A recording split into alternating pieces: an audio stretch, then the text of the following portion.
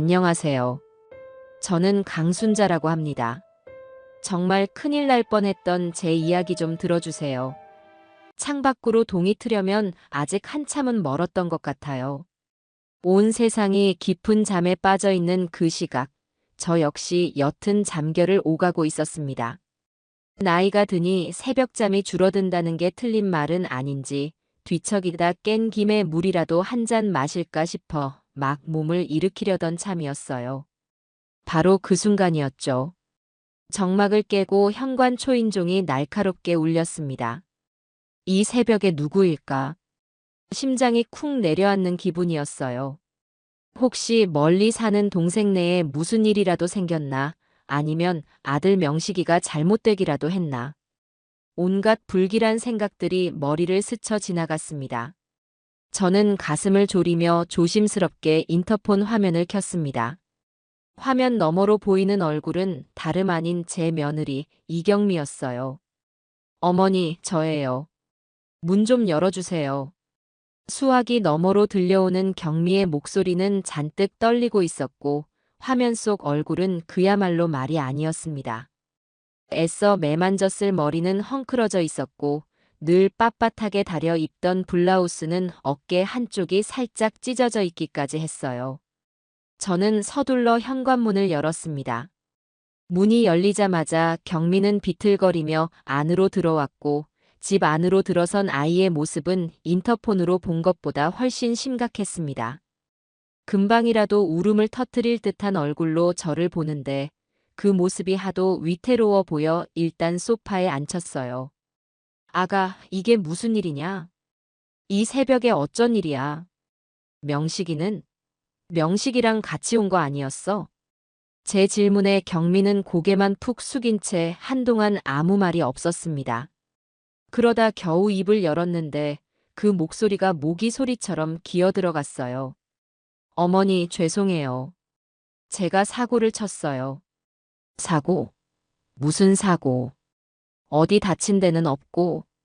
네, 몸은 괜찮아요. 그게 아니고 주차장에서 차를 빼다가 그만 기둥에 좀 세게 박았어요. 경미는 고개를 푹 숙인 채로 말했어요. 주차장에서 기둥에 박았다. 그럴 수 있죠. 운전하다 보면 그럴 수 있는 일입니다. 하지만 경미의 상태는 단순히 주차 접촉 사고를 낸 사람의 모습이 아니었어요. 마치 세상이 무너진 사람처럼 온몸을 사시나무 떨듯 떨고 있었거든요. 저는 일단 아이를 진정시키는 게 먼저라고 생각했습니다. 그래, 그럴 수 있지. 운전하다 보면 긁을 수도 있고 박을 수도 있는 거야. 안 다쳤으면 됐다. 명식이는 알고 있고? 아니요, 아직 말 못했어요. 너무 놀라서 일단 어머니 생각이 먼저 났어요. 그렇게 말하며 저를 올려다보는 경미의 눈시울이 붉게 물들어 있었습니다. 아들에게 말하기 전에 저를 먼저 찾아왔다는 말에 마음이 조금은 짠해지기도 했어요. 그래, 얼마나 무섭고 놀랐으면 이 새벽에 시어머니를 찾아왔을까 싶었죠. 저는 따뜻한 물이라도 한 잔 내주려고 부엌으로 향했습니다. 일단 앉아 있어라. 따뜻한 차 한 잔 마시고 정신 좀 차려. 그러고 나서 차가 얼마나 망가졌는지 같이 보러 가자. 제 말에 경미는 고개를 살짝 끄덕였어요. 저는 일부러 아무렇지 않은 척 대수롭지 않다는 듯이 행동했습니다. 혹시라도 제가 놀란 기색을 보이면 아이가 더 불안해할까 봐서요. 하지만 물을 끓이는 동안에도 마음속의 불안감은 쉬이 가시질 않았습니다. 단순한 접촉사고가 아닌 것 같다는 느낌이 자꾸만 제 심장을 불편하게 두드렸거든요. 차를 내어주자 경미는 두 손으로 컵을 감싸 쥔 채 홀짝이기 시작했어요. 그 모습을 보니 조금은 진정이 되는 듯 보였습니다. 이제 좀 괜찮으냐? 네, 어머니. 조금요. 정말 죄송해요. 이 새벽에. 죄송하긴. 놀랐을 텐데 당연히 나라도 찾아와야지. 그래서 차는 많이 찌그러졌어? 제 물음에 경미는 고개를 저었습니다. 아니요, 많이는 아니고 그냥 좀 긁히고 찌그러진 정도예요. 그 말을 듣고 저는 자리에서 일어났습니다. 그래. 그럼 내려가서 보자. 내가 아는 공업사 있으니 거기로 보내면 싸게 잘해줄 거야. 걱정하지 말고. 제가 앞장서서 현관으로 향하자 경미가 마지못해 자리에서 일어나 제 뒤를 따랐습니다. 지하 주차장으로 내려가는 엘리베이터 안에서 경미는 계속해서 손톱을 물어뜯었어요. 그 아이의 오랜 버릇이었죠. 무언가 불안하거나 초조할 때 나오는 행동이었습니다. 주차장에 도착해서 경미의 차가 세워진 곳으로 걸어갔습니다. 그리고 차의 상태를 확인한 순간 저는 숨을 헐떡이며 자리에 멈춰 설 수밖에 없었어요. 이건 좀 긁히고 찌그러진 수준이 아니었습니다. 조수석 쪽 헤드라이트는 완전히 박살이 나 있었고 그 주변 팬더는 종이장처럼 흉하게 구겨져 안쪽 부품이 다 보일 지경이었어요. 경미가 말한 기둥에 박아서 생길 수 있는 상처가 절대 아니었죠. 더 섬뜩했던 건 긁히고 찌그러진 부분에 정체를 알 수 없는 붉은 자국이 넓게 번져 있었다는 겁니다. 마치 페인트를 흩뿌린 것 같기도 하고 무언가에 긁힌 자국 같기도 한 아주 불길한 흔적이었어요. 아가, 이게 어딜 봐서 기둥에 박은 모양이야? 제 목소리가 저도 모르게 차갑게 나갔습니다. 제 추궁에 경미는 당황한 기색이 역력했어요. 그게 어머니, 제가 너무 당황해서요. 기둥을 받고 핸들을 급하게 꺾다가 옆에 있던 다른 차랑 또 부딪혔나 봐요. 옆에 있던 다른 차? 그럼 그 차는 어디 있는데? 그리고 이 붉은 자국은 또 뭐고? 이건 페인트 자국도 아니잖니. 제 머릿속은 이미 온갖 끔찍한 상상으로 가득 차 있었어요. 제 집요한 질문에 경미는 얼굴이 하얗게 질린 채 아무 말도 하지 못했습니다. 그저 몰라요. 저도 정말 모르겠어요. 라는 말만 앵무새처럼 되풀이할 뿐이었죠. 그 떨리는 눈동자와 어설픈 거짓말을 보는 순간 저는 이 아이가 무언가 끔찍한 일을 저질렀고 지금 저에게 도움을 청하러 온 것이 아니라 자신의 죄를 덮어줄 방패막이를 찾아온 것이라는 걸 직감했습니다. 저는 더 이상 경미를 추궁하지 않았어요. 대신 아무것도 모른다는 듯이 오히려 더 걱정하는 목소리로 아이를 다독였습니다. 알았다. 얼마나 놀랐으면 정신이 없겠어. 일단 집으로 다시 올라가자. 너 몰골이 말이 아니다. 어서 씻고 옷도 갈아입어야지. 명식이한테는 내가 잘 이야기해 볼 테니 너무 걱정하지 말고. 제 말에 경미는 의심의 눈초리를 거두고 안심하는 듯한 표정을 지었어요. 아마 시어머니인 제가 자기 편이 되어줄 거라고 굳게 믿었겠죠. 저는 경미를 데리고 다시 집으로 올라왔습니다. 그리고 욕실로 이끌며 말했어요. 여기 수건이랑 내 옷 꺼내놨으니 이걸로 갈아입고 좀 쉬고 있어. 내가 따뜻한 꿀물이라도 한 잔 타놓을게. 경미가 순순히 욕실로 들어가는 것을 확인한 후에야 저는 비로소 참았던 숨을 몰아쉴 수 있었습니다. 심장이 미친 듯이 뛰고 손끝이 차갑게 식어갔어요. 저는 떨리는 손을 애써 진정시키며 경미의 핸드백으로 다가갔습니다.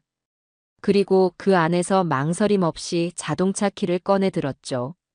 저에게는 확인해야 할 것이 있었습니다. 바로 블랙박스였어요. 다시 주차장으로 내려가는 제 발걸음은 천근만근 무거웠습니다. 만약 제 예상이 맞는다면, 만약 그 블랙박스 안에 제가 상상하는 끔찍한 장면이 담겨 있다면 저는 과연 어떻게 해야 할까? 아들의 아내이자 제 며느리인 아이입니다. 하지만 동시에 만약 끔찍한 범죄를 저지른 범죄자라면 머릿속이 복잡하게 얽혀 들어갔습니다. 하지만 저는 알아야만 했어요. 진실이 무엇이든 외면해서는 안 된다고 생각했습니다. 차 문을 열고 들어가 블랙박스에서 메모리 카드를 빼내는 짧은 순간이 영원처럼 느껴졌습니다. 손이 어찌나 떨리던지 작은 메모리 카드를 몇 번이나 놓칠 뻔했어요. 간신히 카드를 손에 쥐고 다시 집으로 올라왔습니다. 다행히 경미는 아직 욕실에서 나오지 않은 모양인지 물소리가 계속해서 들려왔습니다. 저는 서재로 들어가 컴퓨터에 메모리 카드를 꽂았습니다. 제발, 제발 내 생각이 틀렸기를. 그저 동물을 치기라도 한 것이기를. 마음속으로 수십 번을 기도하며 녹화된 영상 목록을 열었어요. 가장 최근 파일, 사고 시각으로 추정되는 영상을 떨리는 손으로 클릭했습니다. 화면에는 익숙한 도로가 나타났어요. 경미가 퇴근할 때 늘 지나오는 길이었습니다. 영상은 한동안 평온하게 흘러갔어요. 라디오에서 흘러나오는 음악 소리, 깜빡이를 켤 때 나는 기계음 같은 것들만 들려왔죠. 저는 마른 침을 삼키며 화면에 집중했습니다. 그리고 바로 그때였어요. 차가 한적한 골목길로 접어드는 순간 길가에서 무언가 불쑥 튀어나왔습니다. 화면이 심하게 흔들렸고 쿵 하는 둔탁하고 끔찍한 소리가 스피커를 찢을 듯이 울려 퍼졌습니다. 저는 저도 모르게 억하는 비명을 지르며 눈을 질끈 감았습니다. 다시 눈을 떴을 때 차는 급정거한 상태였어요. 그리고 경미의 거친 숨소리가 들려왔습니다. 잠시 동안 아무 움직임도 없었어요. 그 짧은 정적의 시간 동안 저는 경미가 차에서 내려서 사람을 살피거나 최소한 119에 전화라도 할 거라고 생각했습니다. 그게 사람이라면 당연히 해야 할 행동이니까요. 하지만 제 기대는 산산조각 났습니다. 경미는 차에서 내리지 않았어요. 대신 거친 숨을 몰아쉬던 아이는 이내 안정을 되찾았는지 차분한 목소리로 어딘가에 전화를 걸었습니다. 나야. 일이 좀 틀어졌어. 지금 처리해야 할 게 있었는데 예상치 못한 게 튀어나왔네. 아, 몰라. 사람 같기도 하고. 일단 여기서 시간 끌면 안 돼. 너 먼저 피해 있어. 내가 알아서 처리하고 갈 테니까. 전화기 너머 상대방이 뭐라고 하는지는 들리지 않았습니다. 하지만 너무나도 침착하고 냉정한 경미의 목소리는 제 온몸의 피를 차갑게 식게 만들었어요. 사고를 수습할 생각은 전혀 없고 오직 자신의 상황을 모면하고 누군가와 말을 맞추려는 목소리였습니다. 통화를 끄는 경미는 잠시 망설이는 듯 하더니 이내 차를 후진시켜 방향을 돌려 그 자리를 떠나버렸습니다. 어둠 속에 남겨진 피해자를 외면한 채 너무나도 태연하게요. 영상이 거기서 끝났습니다. 저는 한동안 멍하니 검은 화면만 바라보았어요. 온몸에서 힘이 빠져나가 의자에 주저앉을 뻔했습니다. 방금 제가 본 것은 단순한 뺑소니 사고가 아니었어요. 그것은 한 인간이 다른 인간에게 저지를 수 있는 가장 비겁하고 잔인한 외면이었습니다. 저는 떨리는 손으로 다시 한번 영상을 재생했습니다. 그리고 그 끔찍한 충격음과 냉정한 통화 내용을 다시 한번 확인했습니다. 그 순간 제 머릿속에서 경미가 흘리던 눈물, 억울하다는 듯한 표정, 저에게 매달리던 모습이 스쳐 지나갔습니다. 그 모든 것이 철저하게 계산된 연기였다는 사실에 온몸에 소름이 돋았습니다. 제 동정심을 이용해서 이 위기를 빠져나가려 했던 겁니다. 저를 공범으로 만들려고 했던 거예요. 내가 지금 뭘 본 거야? 저도 모르게 혼잣말이 터져나왔습니다. 더 이상 망설일 필요가 없었어요. 이것은 제가 감싸주거나 덮어줄 수 있는 성질의 문제가 아니었습니다. 제 아들의 인생을 망가뜨릴 수 있는 악마를 며느리로 두고 볼 수는 없었습니다. 그리고 어딘가에 쓰러져 있을지 모를 그 불쌍한 피해자를 생각해야만 했어요. 저는 자리에서 벌떡 일어났습니다. 그리고 제 휴대전화를 들어 망설임 없이 3개의 숫자를 눌렀습니다. 112. 제 인생에서 가장 어렵고 하지만 가장 올바른 전화였습니다. 신호가 가는 동안 저는 욕실 문을 굳게 닫은 채 조용히 속삭였습니다. 아가, 이건 너를 위한 일이기도 하다. 그리고 내 아들을 위한 일이기도 해. 잠시 후 수화기 너머에서 차분한 목소리가 들려왔습니다. 저는 떨림을 감추고 최대한 또렷한 목소리로 방금 제가 본 모든 것을 이야기하기 시작했습니다. 경찰과 통화를 마친 저는 거실 소파에 힘없이 주저앉았습니다. 수화기를 내려놓은 손이 제 의지와는 상관없이 계속해서 떨려왔어요. 방금 제가 무슨 일을 한 건가? 제 손으로 며느리를, 아들의 아내를 신고한 겁니다. 잠시 후면 이곳에 경찰이 들이닥칠 테고 경미는 조사를 받으러 가야 할 거예요. 아무리 그 아이가 끔찍한 잘못을 저질렀다고는 하지만 제 마음 한구석이 서늘하게 아파오는 건 어쩔 수 없었습니다. 하지만 후회는 없었어요. 이것이 제 아들 명식이를 위한 길이고 어둠 속에서 고통받고 있을지 모를 그 피해자를 위한 최소한의 도리라고 되뇌었습니다. 저는 일어나 서재로 들어가 방금 복사해 둔 블랙박스 메모리 카드를 서랍 깊숙한 곳에 넣고 잠갔습니다. 이건 결정적인 증거이자 제 아들에게 언젠가 진실을 보여줘야 할 칼날이 될 테니까요. 모든 정리를 마칠 무렵 욕실 문이 열리고 경미가 나왔습니다. 제 옷으로 갈아입은 모습이 어색한지 연신 옷자락을 만지작거렸어요. 저를 보고는 멋쩍게 웃어 보였습니다. 어머니, 옷 빌려주셔서 감사해요. 한숨 자고 일어나면 괜찮아질 거예요. 제가 너무 예민하게 굴었죠? 아무것도 모른 채 천진한 얼굴로 말하는 저 아이를 보니 등골을 타고 서늘한 기운이 흘렀습니다. 저가면 뒤에 그런 무서운 얼굴을 숨기고 있었다니요. 저는 애써 태연한 표정을 지으며 말했습니다. 그래, 피곤할 테니 어서 들어가서 좀 쉬어라. 안방 침대 비어 있으니 거기서 자. 네, 어머니. 정말 감사해요. 경미는 순순히 안방으로 들어갔습니다. 그 뒷모습을 보며 저는 조용히 현관으로 가 문을 아주 살짝만 열어두었어요. 경찰이 초인종을 누르면 경미가 눈치챌 수도 있으니까요. 그리고 얼마나 지났을까? 10분, 아니 20분쯤 지났을까요?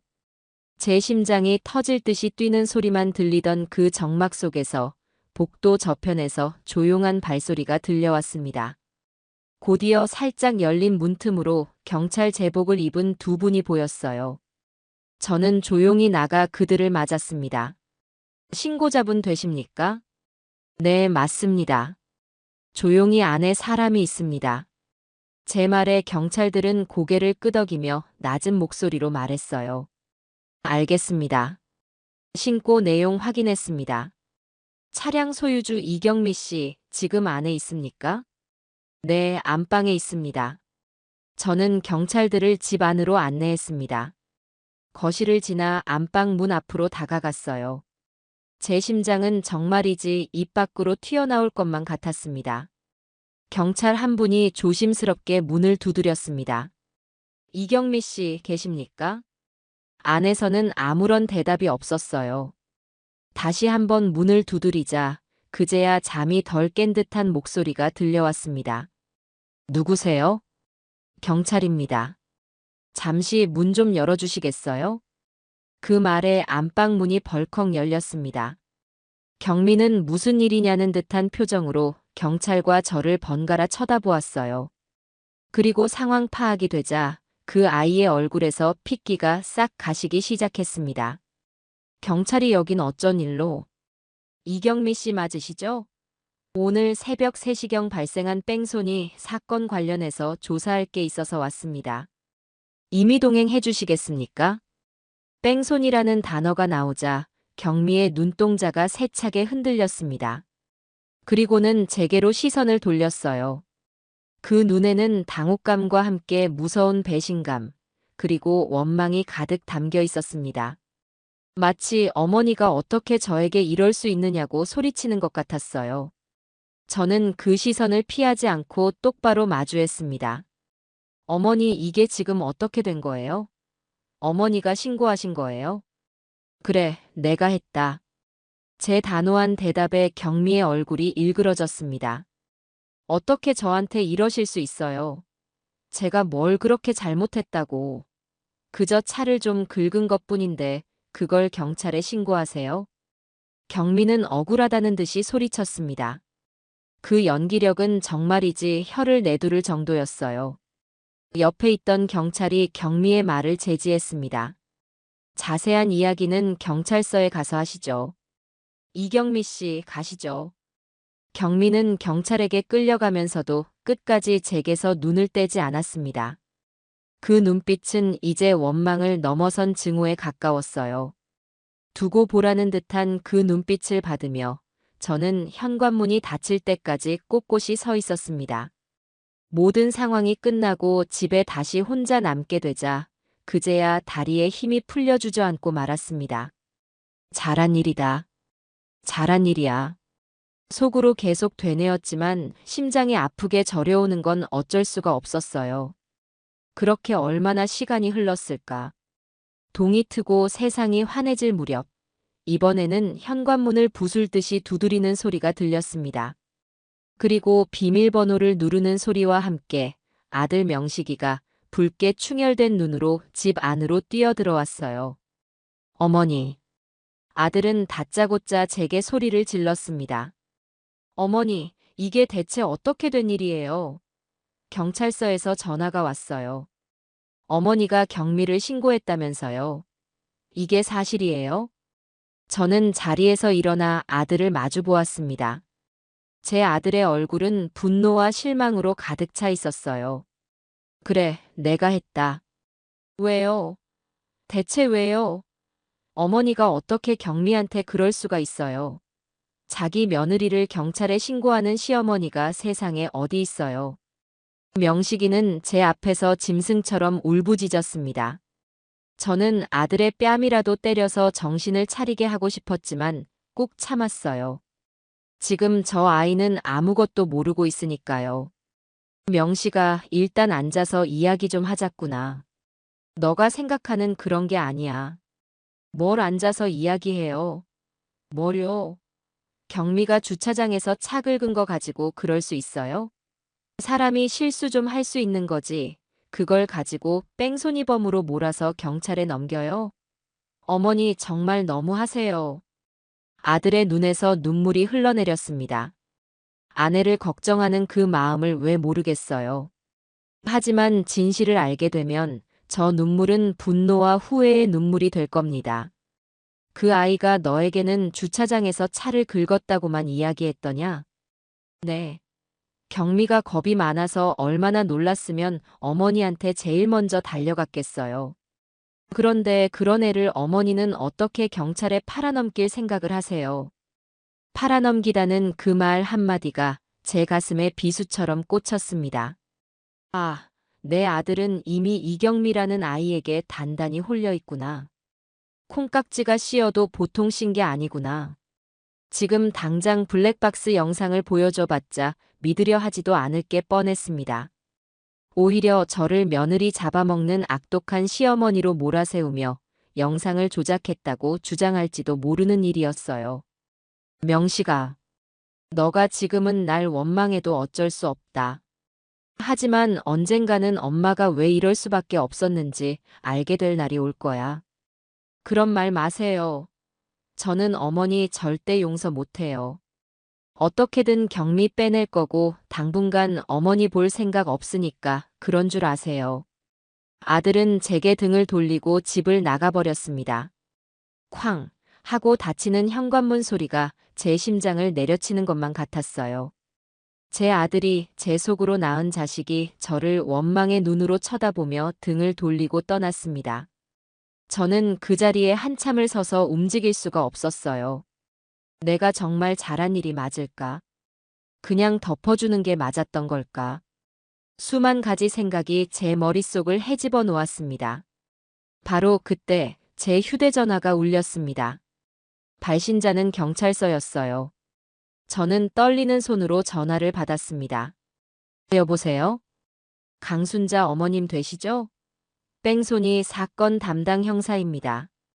방금 피해자 신원이 확인되어서 연락드렸습니다. 네, 누구라고 합니까? 혹시 박철수 어르신이라고 아십니까?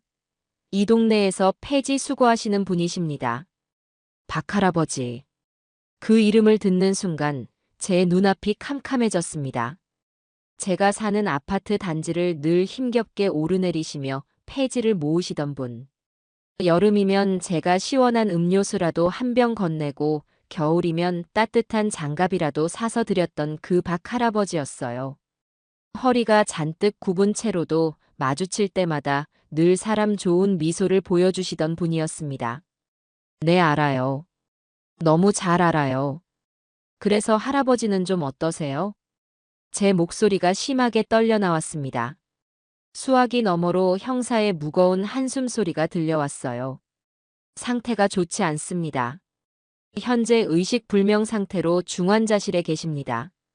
어머님께서 신고를 빨리 해주신 덕분에 골든타임을 놓치지는 않았지만 마음의 준비를 하셔야 할지도 모르겠습니다. 전화가 끊어지고 저는 휴대전화를 손에 쥔 채로 바닥에 주저앉아 오열하고 말았습니다.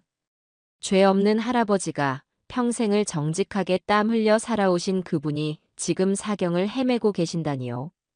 만약 제가 블랙박스를 확인하지 않고 경미의 거짓말에 속아 넘어갔다면 할아버지는 어두운 길 위에서 외롭게 돌아가셨을지도 모릅니다. 그 생각을 하니 아들을 향한 미안함이나 며느리를 향한 연민 같은 감정은 눈 녹듯이 사라졌어요. 대신 그 자리를 차가운 분노와 결심이 채웠습니다. 이경미, 나는 너를 절대로 용서하지 않을 것이다.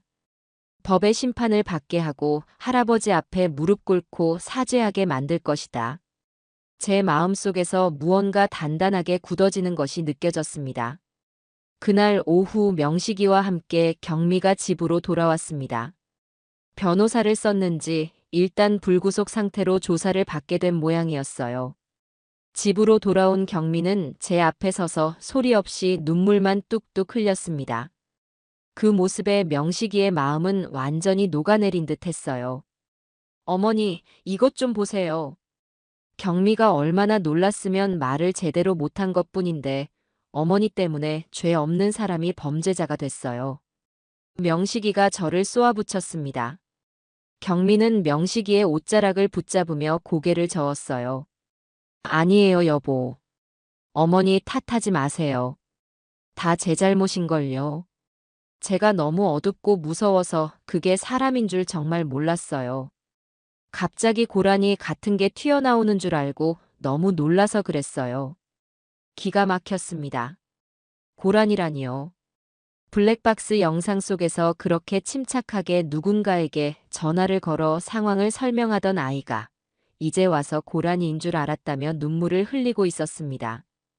저 뻔뻔한 연기에 제 아들은 또다시 속아 넘어가고 있었어요. 그래, 우리 경미가 얼마나 착한데. 일부러 그랬을 리가 없지. 어머니 들으셨죠? 경미는 정말 몰랐대요. 이제라도 가서 신고 취소하고 경미한테 사과하세요. 아들의 말에 저는 헛웃음이 나왔습니다. 사과? 내가 왜 그 아이에게 사과를 해야 하니? 내가 뭘 잘못했는데? 어머니, 그만해라, 명식아. 너는 지금 아무것도 모르고 있어. 내 눈에 보이는 게 전부가 아니란 말이다. 제가 뭘 몰라요. 제가 모르는 게 아니라 어머니가 괜한 오해로 며느리를 잡고 있는 거겠죠. 됐어요. 더 이상 어머니랑은 할 말 없어요. 우리 이 집에서 나갈게요. 어머니 같은 분이랑은 하루도 같이 못 살겠어요. 명식이는 경미의 어깨를 감싸 안고 안방으로 들어가 짐을 싸기 시작했습니다. 경미는 명식이의 등 뒤에서 저를 보며 아무도 모르게 입꼬리를 살짝 올려 비웃고 있었어요. 저는 그 순간을 똑똑히 보았습니다. 아, 저 아이는 정말 악마구나. 저는 이를 악물었습니다. 그래, 나가라. 나가서 어디 한번 잘 살아봐라. 하지만 진실은 언젠가 밝혀지는 법이고 너희가 오늘 내게 한 모든 행동을 피눈물을 흘리며 후회하게 될 날이 반드시 올 것이다. 저는 짐을 싸서 나가는 두 사람의 뒷모습을 아무 말 없이 그저 차가운 눈으로 지켜볼 뿐이었습니다. 아들과 며느리가 집을 나간 후 거대한 저택에 저 혼자 덩그러니 남겨졌습니다. 집 안을 가득 채운 고요함이 마치 제 심장을 옥죄는 것만 같았어요. 명식이가 제게 퍼붓고 간 날카로운 말들이 귓가에 계속해서 맴돌았습니다. 어머니 같은 분이랑은 하루도 같이 못 살겠다. 그 말이 칼날이 되어 제 가슴을 후벼 파는 것 같았죠. 하지만 아파하고만 있을 수는 없었습니다. 제 아들은 지금 진실을 보지 못하고 악랄한 여우의 꾀에 넘어가 저를 원망하고 있을 뿐이니까요. 언젠가 제 아들이 진실을 마주할 그날을 위해 저는 정신을 똑바로 차려야만 했습니다. 밤이 깊었지만 잠은 오지 않았어요. 저는 서재로 들어가 굳게 잠가두었던 서랍을 열었습니다. 그리고 그 안에 넣어두었던 블랙박스 메모리 카드를 다시 꺼내들었죠. 경찰에는 이미 원본 영상을 제출했지만 저는 혹시 모를 상황에 대비해 복사본을 만들어 두었던 겁니다. 컴퓨터에 카드를 꽂고 그날 새벽의 영상을 다시 재생시켰습니다. 끔찍한 충격음과 함께 화면이 흔들리는 장면을 몇 번이나 돌려보았어요. 보면 볼수록 박 할아버지에 대한 죄송함과 경미에 대한 분노가 치밀어 올랐습니다. 저는 사고 장면보다 사고 직후 경미가 나누었던 통화 내용에 더 집중하기로 했습니다. 소리를 최대로 키우고 잡음을 줄여주는 프로그램까지 사용해서 통화 내용을 최대한 선명하게 만들었어요. 나야. 일이 좀 틀어졌어. 지금 처리해야 할 게 있었는데 예상치 못한 게 튀어나왔네. 아, 몰라. 사람 같기도 하고. 일단 여기서 시간 끌면 안 돼. 너 먼저 피해 있어. 내가 알아서 처리하고 갈 테니까. 다시 들어도 소름 끼치도록 침착한 목소리였습니다. 그런데 영상을 반복해서 돌려보다 보니 전에는 미처 발견하지 못했던 위화감이 느껴졌어요. 경미는 통화 상대방에게 너 먼저 피해 있어라고 말했습니다. 만약 평범한 친구나 가족에게 하는 말이라면 먼저 가 있어 혹은 기다리고 있어라고 했겠죠. 하지만 피해 있어라는 말은 마치 범죄를 공모한 공범에게나 할 법한 말이었습니다. 마치 경찰의 추적이라도 피하라는 것처럼요. 그리고 또 하나. 경미는 지금 처리해야 할 게 있었는데 라고 말했습니다. 그 사고가 난 시각은 새벽 3시가 넘은 시각이었어요. 평범한 주부가 그것도 명식이 몰래 그 시간에 처리해야 할 일이 대체 무엇이었을까요? 그 일이란 게 혹시 불법적인 일은 아니었을까? 의심의 씨앗이 제 마음속에서 무섭게 자라나기 시작했습니다. 이것은 단순한 뺑소니 사건이 아닐지도 모른다. 그 이면에 제가 모르는 더 크고 추악한 비밀이 숨겨져 있을지도 모른다는 생각이 들었어요. 다음 날부터 저는 이경미라는 사람에 대해 제가 아는 모든 것을 처음부터 다시 되짚어보기 시작했습니다. 경미는 명식이와 결혼한 지 이제 갓 2년이 넘었어요. 늘 상냥하고 애교가 많아서 저도 처음에는 참 예쁜 며느리가 들어왔다고 좋아했습니다. 하지만 돌이켜보면 이상한 점이 한두 가지가 아니었어요. 경미는 자신의 친정이나 과거에 대한 이야기를 하는 것을 극도로 꺼렸습니다. 명절에 친정에 다녀오겠다고 하고는 늘 혼자 다녀왔고 저희 집안 행사에도 경미의 가족들이 참석한 적은 단 한 번도 없었죠. 처음에는 그저 사정이 있겠거니 하고 대수롭지 않게 넘겼지만 지금 와서 생각하니 모든 것이 의심스러웠습니다.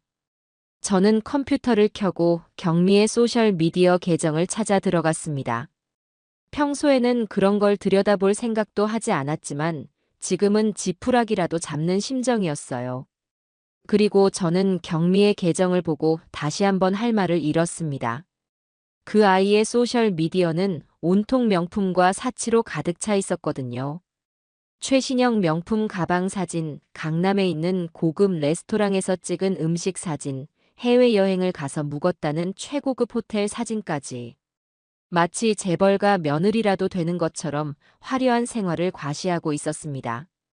그 사진들을 보는 순간 제 머릿속에서는 얼마 전 명식이가 제게 했던 말이 떠올랐습니다. 어머니, 죄송한데 혹시 돈 1,000만 원만 빌려주실 수 있을까요? 요즘 사업 자금 회전이 너무 안 돼서요. 아들은 작은 인테리어 회사를 운영하고 있었습니다. 그런데 요즘 경기가 좋지 않아 자금 사정이 빠듯하다며 제게 몇 번이나 손을 벌렸어요. 저는 아들이 기죽을까봐 군소리 없이 모아두었던 돈을 몇 번이고 내주었습니다. 그런데 아들은 사업 자금이 없어서 쩔쩔매고 있는데 그 아내라는 사람은 저렇게 돈을 물 쓰듯이 쓰고 다녔다니요. 앞뒤가 전혀 맞지 않았습니다. 저는 곧바로 명식이에게 전화를 걸었습니다. 하지만 아들은 제 전화를 받지 않았어요. 제가 포기하지 않고 몇 번이나 다시 걸자 그제야 마지못해 전화를 받았습니다. 수화기 너머로 들려오는 아들의 목소리는 차갑기 그지없었어요. 왜 자꾸 전화하세요? 명식아, 너 사업 많이 힘드니? 그걸 이제 아셨어요?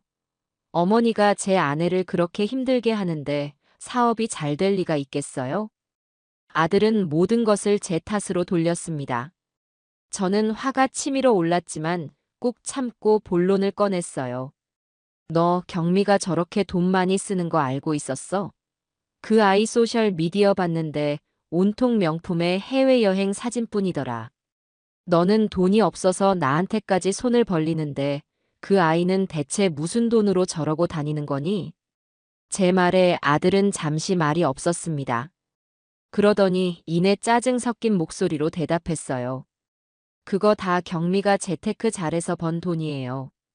어머니는 모르셔도 돼요. 재테크? 무슨 재테크? 아, 글쎄요. 자세한 건 저도 몰라요. 경미가 워낙 그런 쪽에 밝아서 아주 좋은 투자처가 있다고 했어요. 오히려 저보고도 같이 투자하자고 해서 제가 가진 돈 전부 넣었다고요. 곧 몇 배로 불어날 돈이니까 어머니는 걱정하지 마세요. 아들의 말을 듣는 순간 제 머리를 무언가가 세게 내리치는 듯한 충격을 받았습니다. 투자라니. 그것도 전 재산을. 제 아들이 지금 얼마나 어리석고 위험한 짓을 하고 있는지 본인만 모르고 있는 것 같았어요. 명식아, 너 지금 당장 그 투자 그만둬야 한다.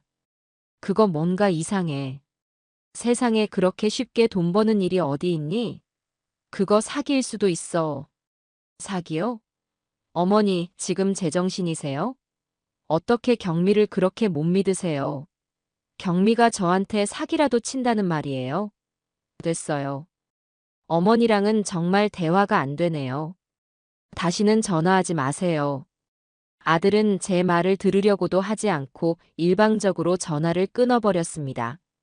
저는 허탈한 마음에 한숨만 내쉴 수밖에 없었어요. 아들은 이미 경미의 말이라면 파트로 매주를 쏜다고 해도 믿을 기세였습니다. 제가 무슨 말을 한들 아들에게는 그저 며느리를 미워하는 시어머니의 잔소리로밖에 들리지 않을 터였죠.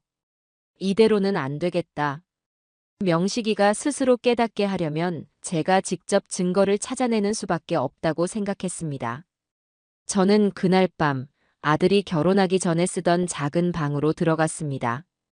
혹시라도 투자와 관련된 서류나 단서가 남아있을까 싶어서였죠. 한참을 뒤지던 중 저는 책상 서랍 구석에서 낯선 대부업체의 이름이 찍힌 우편물 하나를 발견했습니다. 아들이 미처 챙겨가지 못한 모양이었어요. 조심스럽게 봉투를 뜯어본 저는 그 안에 담긴 내용물을 보고 온몸의 피가 차갑게 식는 것을 느꼈습니다. 그것은 대출 원리금 상환 독촉장이었습니다. 아들 김명식의 이름으로 무려 1억 원이라는 거액의 대출이 실행되어 있었어요. 그것도 금리가 살인적으로 높은 제2금융권에서요. 저는 떨리는 손으로 독촉장을 몇 번이고 다시 읽어보았습니다. 아들이 말한 투자금의 정체는 바로 이 끔찍한 빚이었던 겁니다. 경미는 제 아들을 꿰어 억대의 빚을 지게 하고 그 돈으로 자신은 명품을 사들이고 사치스러운 생활을 즐기고 있었던 거예요. 모든 퍼즐 조각이 맞춰지는 기분이었습니다. 경미가 그 새벽에 처리해야 할 일이란 것도 피해 있으라고 말했던 그 통화 상대방도 모두 이 사기 행각과 관련이 있을 거라는 확신이 들었습니다. 뺑소니 사고는 어쩌면 이 거대한 사기극의 일부가 수면 위로 드러난 것에 불과할지도 모릅니다.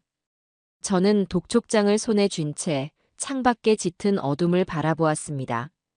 이제 더 이상 물러설 곳이 없었어요. 이것은 단순히 며느리의 됨됨이를 따지는 가정 문제가 아니었습니다. 제 아들의 인생이 통째로 무너질 수도 있는 끔찍한 범죄였습니다. 저는 내일 당장 경미가 말한 그 아주 좋은 투자처라는 곳을 찾아가 보기로 결심했습니다. 그곳에 가면 이 모든 의문을 풀어줄 실마리를 찾을 수 있을지도 모르니까요. 제 손에 들린 이 독촉장이 경미의 가면을 벗겨낼 첫 번째 무기가 될 것이었습니다. 다음 날 아침, 저는 동이 트자마자 집을 나섰습니다. 밤새 잠을 설친 탓에 몸은 천근만근 무거웠지만 정신만은 그 어느 때보다 또렷했어요. 제 손에는 아들 이름으로 온 대출 독촉장이 들려 있었고, 제 머릿속에는 경미가 말한 그 투자 회사의 주소가 입력되어 있었습니다. 그곳에 가면 모든 진실을 알 수 있을 거라는 생각에 심장이 긴장감으로 빠르게 뛰기 시작했어요. 내비게이션에 주소를 입력하니 서울 외곽의 한 낯선 공단 지역으로 저를 안내했습니다. 번듯한 사무실이 모여있는 금융가가 아니라 낡고 오래된 공장들이 즐비한 곳이었죠. 벌써부터 불길한 예감이 엄습했습니다. 한참을 달려 도착한 곳은 금방이라도 쓰러질 듯한 5층짜리 낡은 상가 건물이었습니다. 1층에는 문 닫은 철물점과 먼지 쌓인 식당이 있었고 건물 전체에서 스산한 기운이 감돌았어요. 경미가 말한 회사는 그 건물의 4층에 위치해 있었습니다. 엘리베이터도 없는 낡은 건물의 계단을 한 칸 한 칸 오르는데 제 구두 소리만이 텅 빈 공간을 울렸습니다. 4층에 도착하자 복도 끝에 낡은 유리문으로 된 사무실 하나가 보였어요. 문에는 헤븐피플 파트너스라는 그럴듯한 이름의 시트지가 붙어 있었지만 그마저도 끝부분이 너덜너덜하게 떨어져 있었습니다. 저는 조심스럽게 문손잡이를 잡고 돌려보았습니다. 문은 잠겨 있지 않았어요. 끼익 하는 불쾌한 소리와 함께 문이 열렸고 저는 사무실 안의 풍경을 보고 그 자리에 얼어붙고 말았습니다. 그곳은 회사가 아니었어요. 텅 빈 사무실에는 책상과 의자 몇 개가 아무렇게나 널브러져 있었고 바닥에는 서류 뭉치와 컵라면 용기 같은 쓰레기들이 잔뜩 흩어져 있었습니다. 마치 야반도주라도 한 것처럼 황량하고 어지러운 풍경이었죠. 벽에 걸린 달력은 지난달에 멈춰 있었고 공기 중에는 퀴퀴한 먼지 냄새만이 가득했습니다. 제 아들이 전 재산을, 아니 억대의 빚까지 내서 투자했다는 회사의 실체는 바로 이 유령 사무실이었던 겁니다. 저는 허탈한 마음에 다리가 풀려 그 자리에 주저앉을 뻔했어요. 경미는 처음부터 제 아들을 속일 작정이었습니다. 있지도 않은 유령 회사를 내세워 아들의 돈을 전부 가로챈 거예요. 저는 떨리는 손으로 사무실 안의 사진을 여러 장 찍었습니다. 이건 명백한 증거가 될 테니까요. 그때 널브러진 서류 더미 속에서 익숙한 이름을 발견했습니다. 바로 제 아들 김명식의 이름이었어요. 아들의 이름이 적힌 투자 계약서였습니다. 계약서에는 터무니없이 높은 수익률이 보장된다는 문구와 함께 투자 실패 시 모든 책임은 투자자 본인에게 있다는 불공정한 조항이 깨알 같은 글씨로 적혀 있었습니다. 그리고 계약서 맨 아래 입금 계좌 번호가 적혀 있었죠. 저는 그 계좌 번호를 휴대전화 카메라로 찍었습니다. 사무실을 나와 건물 밖으로 향하는데 1층에서 경비를 서시는 분과 마주쳤습니다. 저는 그분에게 다가가 조심스럽게 물었어요. 어르신, 혹시 4층에 있는 저 사무실에 대해 아시는 거 있으세요? 경비 아저씨는 저를 위아래로 훑어보더니 혀를 차며 말했습니다. 아이고, 또 당한 사람이구먼. 거기 사기꾼들 소굴이요. 한두 달 전부터 젊은 사람들이 몇 명 드나들더니 보름 전부터는 아예 발길이 뚝 끊겼어. 나한테도 뭐 좋은 투자처 있다면서 꼬드기길래 내가 그런 놈들 한두 번 본 줄 아냐고 소리 지르고 쫓아냈지. 멀쩡하게 생긴 젊은 것들이 왜 저러고 사는지 몰라. 경비 아저씨의 말은 제 의심의 쐐기를 박았습니다. 저는 그분에게 몇 번이고 고맙다고 인사를 하고 건물 밖으로 나왔습니다. 차가운 아스팔트 위로 뜨거운 눈물이 뚝뚝 떨어졌어요. 제 어리석은 아들에 대한 안타까움과 그런 아들을 무참히 짓밟은 며느리에 대한 분노가 뒤섞여 심장이 터질 것만 같았습니다. 집으로 돌아온 저는 곧바로 컴퓨터 앞에 앉았습니다. 이대로 경찰서에 갈 수도 있었지만 그랬다가는 경미가 또 어떤 거짓말로 빠져나갈지 모르는 일이었어요. 더 확실한 증거, 경미가 절대로 발뺌할 수 없는 증거가 필요했습니다. 저는 다시 경미의 소셜미디어 계정을 샅샅이 뒤지기 시작했어요. 수백 개의 게시물을 하나하나 넘겨보며 작은 단서라도 찾기 위해 눈에 불을 켰습니다. 그러다 문득 몇 달 전 경미가 올린 한 게시물에서 눈길이 멈췄습니다. 친구들과 함께 파티를 하는 사진이었는데 그 아래에 달린 댓글들이 이상했어요. 경미야, 덕분에 요즘 살맛 난다. 역시 투자는 이경미. 같은 칭찬 댓글들 사이에 유독 눈에 띄는 댓글 하나가 있었습니다. 이경미 씨, 제 돈은 언제쯤 돌려주실 건가요? 연락 좀 받으세요. 그 댓글은 곧바로 삭제되었는지 지금은 보이지 않았습니다. 하지만 저는 분명히 봤어요. 저는 혹시나 하는 마음에 그 댓글을 단 사람의 계정으로 들어가 보았습니다. 평범한 주부의 일상이 담긴 계정이었어요. 저는 잠시 망설였습니다. 전혀 모르는 사람에게 말을 거는 것이 쉽지는 않았으니까요. 하지만 제 아들을 구하기 위해서는 무슨 짓이라도 해야 했습니다. 저는 용기를 내어 그 사람에게 메시지를 보냈습니다. 안녕하세요. 저는 이경미 씨의 시어머니 되는 사람입니다. 혹시 실례가 안 된다면 잠시 이야기 좀 나눌 수 있을까요? 메시지를 보내고 나니 심장이 조마조마했습니다. 상대방이 제 메시지를 무시하거나 혹은 저를 이상한 사람으로 취급할 수도 있었으니까요. 그런데 몇 시간 뒤 놀랍게도 그 사람에게서 답장이 왔습니다. 어머님이셨군요. 저야말로 꼭 한번 뵙고 싶었습니다. 우리는 다음 날 동네의 한 조용한 카페에서 만나기로 약속을 잡았습니다. 약속 장소에 나가보니 저와 비슷한 또래의 여성분이 초조한 얼굴로 저를 기다리고 있었어요. 우리는 어색한 인사를 나누고 마주 앉았습니다.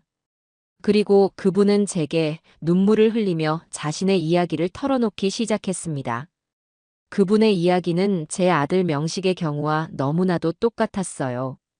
제가 원래 동네 엄마들 모임에서 경미 씨를 알게 됐어요. 어찌나 싹싹하고 사람을 잘 따르는지 다들 예뻐했죠. 그런데 어느 날부터인가 자기만 아는 고급 투자 정보가 있다면서 저희에게 투자를 권유하기 시작했어요.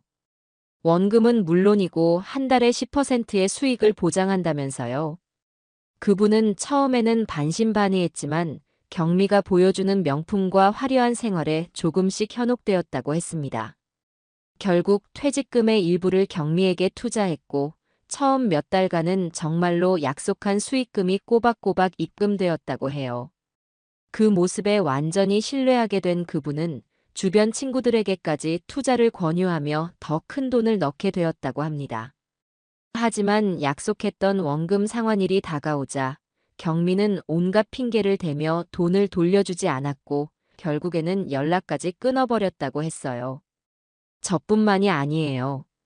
저희 모임에서만 피해자가 4명이고 피해 금액을 합치면 3억이 넘어요. 다들 끙끙 앓고만 있었지 혹시라도 남편이 알게 될까봐 신고할 엄두도 못 내고 있었어요. 그분의 이야기를 듣는 내내 저는 주먹을 꽉 쥔 손이 부들부들 떨리는 것을 느꼈습니다.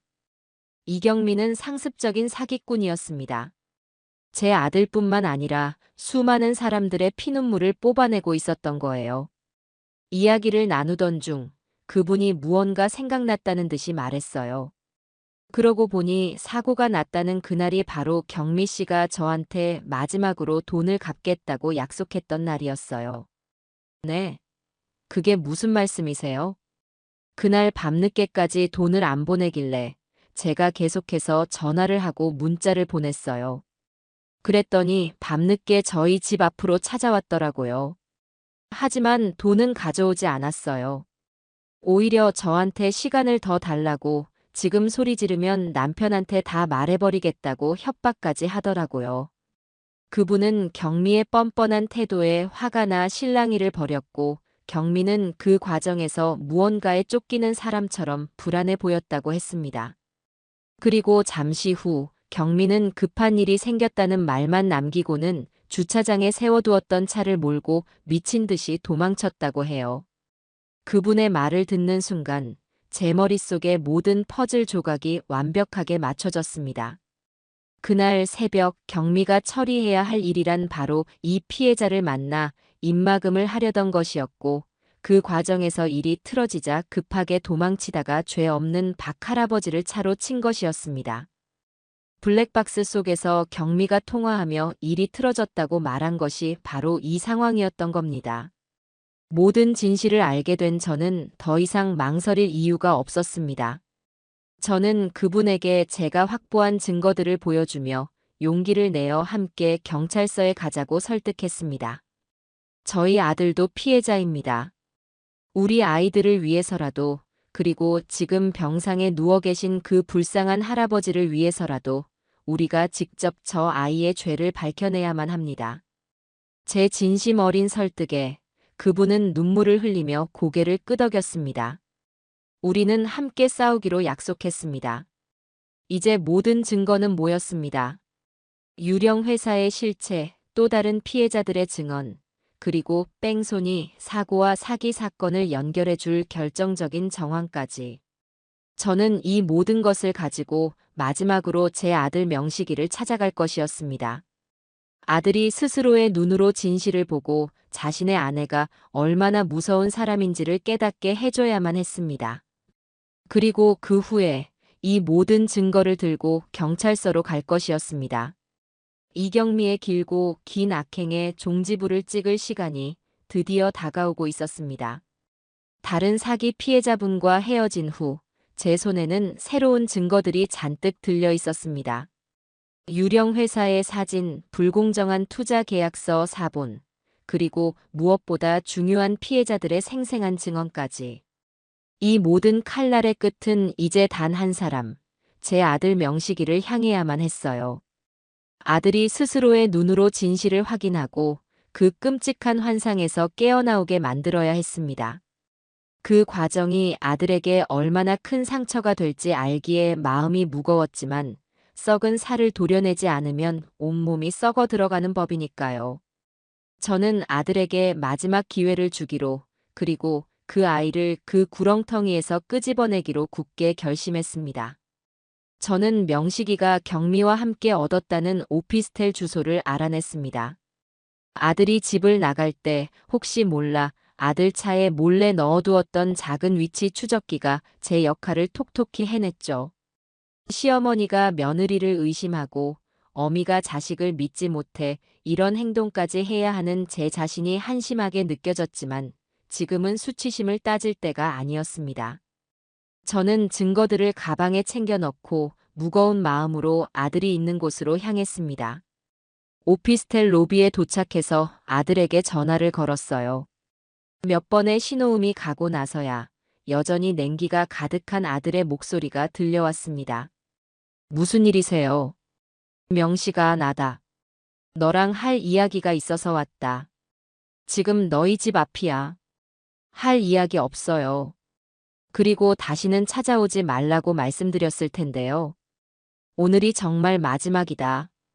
엄마가 왜 그랬는지 그 이유를 너에게 보여주러 왔다. 이것만 보고도 너가 엄마를 원망하겠다면 나도 더 이상은 너를 붙잡지 않으마. 제 목소리에 담긴 비장함이 느껴졌는지 아들은 한동안 말이 없었습니다. 잠시 후 체념한 듯한 목소리로 올라오세요 라고 말하고는 전화를 끊었습니다. 저는 깊은 한숨을 내쉬고 엘리베이터에 몸을 실었습니다. 아들을 만나러 가는 이 길이 마치 사지로 걸어 들어가는 병사의 심정 같았어요. 띵동 하고 초인종을 누르자 곧 문이 열렸습니다. 명식이는 저를 보자마자 못마땅한 표정으로 비켜섰어요. 집 안으로 들어서자 거실 소파에는 경미가 앉아 있다가 저를 보고는 화들짝 놀라며 일어났습니다. 그리고는 금세 눈가에 눈물을 그렁그렁 매달고는 상처받은 작은 짐승 같은 표정을 지어 보였죠. 어머님 여긴 어쩐 일로? 너 보러 온 거 아니다. 내 아들 보러 왔다. 저는 경미에게 눈길도 주지 않고 거실 테이블을 가리키며 명식이에게 말했습니다. 앉아라 명식아. 너에게 보여줄 게 있다. 명식이는 마지못해 소파에 앉았고 경미는 자연스럽게 명식이의 옆에 바싹 붙어 앉아 제게 경계의 눈빛을 보냈습니다. 저는 가방에서 가장 먼저 그 유령 회사의 사진들을 꺼내 테이블 위에 펼쳐 놓았습니다. 이게 뭐예요? 명식이가 퉁명스럽게 물었어요. 너가 너의 전 재산을 투자했다는 그 헤븐피플 파트너스라는 회사의 사무실이다. 내가 직접 가보고 찍어왔어. 사진을 본 명식이의 얼굴이 순간 굳어졌습니다. 하지만 옆에 있던 경미가 재빨리 명식이의 팔을 잡으며 말했어요. 아, 저기요? 여보, 저기는 우리가 잠깐 쓰던 임시 사무실이에요.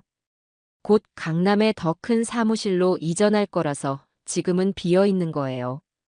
어머님이 오해하셨나 봐요. 경미의 능청스러운 거짓말에 명식이는 금세 안도하는 표정을 지었습니다.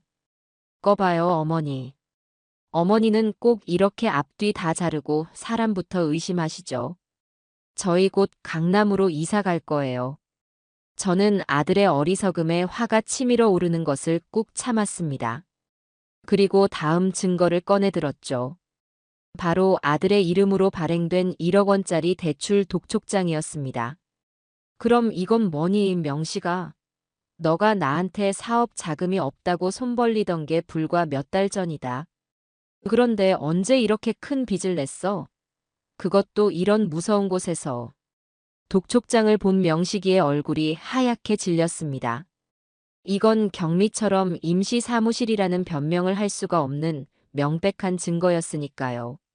명식이가 당황해서 경미를 쳐다보자 경미는 이번에도 눈물을 글썽이며 명식이의 손을 잡았습니다. 여보, 미안해요. 사실은 당신 놀라게 해주려고 그랬어요. 당신 사업 힘든 거 아는데 제가 투자 이야기하면 당신이 걱정할까봐 그래서 제가 몰래 대출을 받아서 투자를 한 거예요. 이 돈 다음 달이면 정말 몇 배로 돌아와요. 당신한테 큰 선물 주고 싶어서 그랬어요. 서프라이즈로 해주려고 했는데 어머님이 이렇게. 경미는 말을 잇지 못하고 흐느꼈습니다.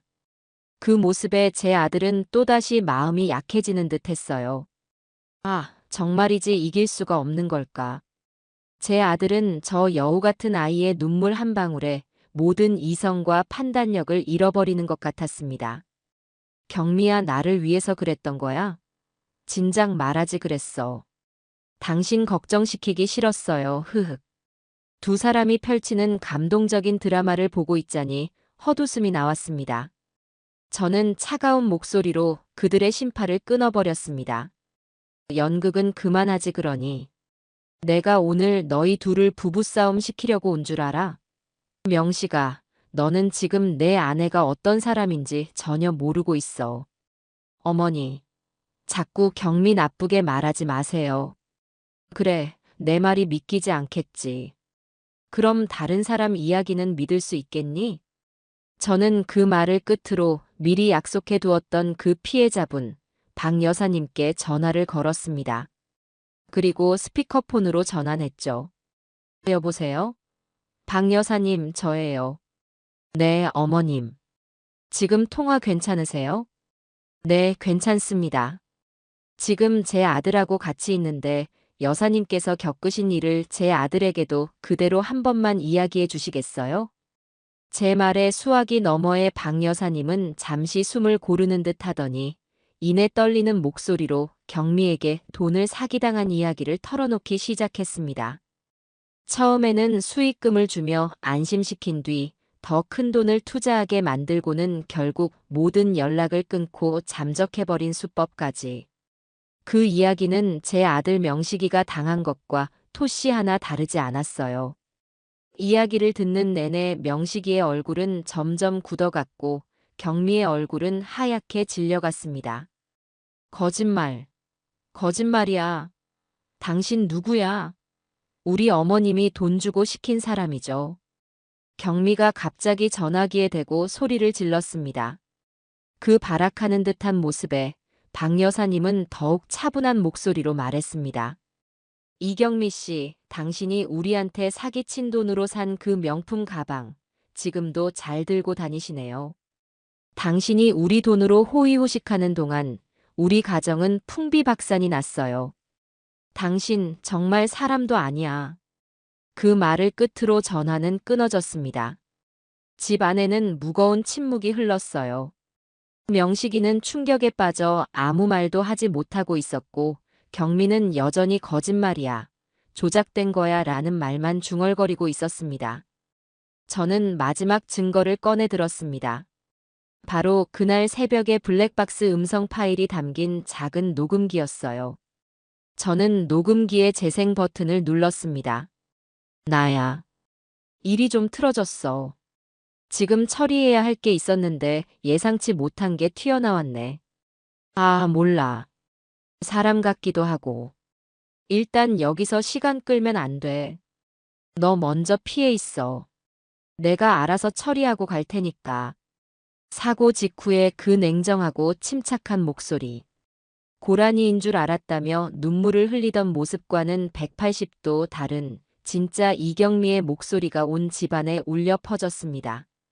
그 목소리를 듣는 순간 명식이는 무너져 내렸습니다.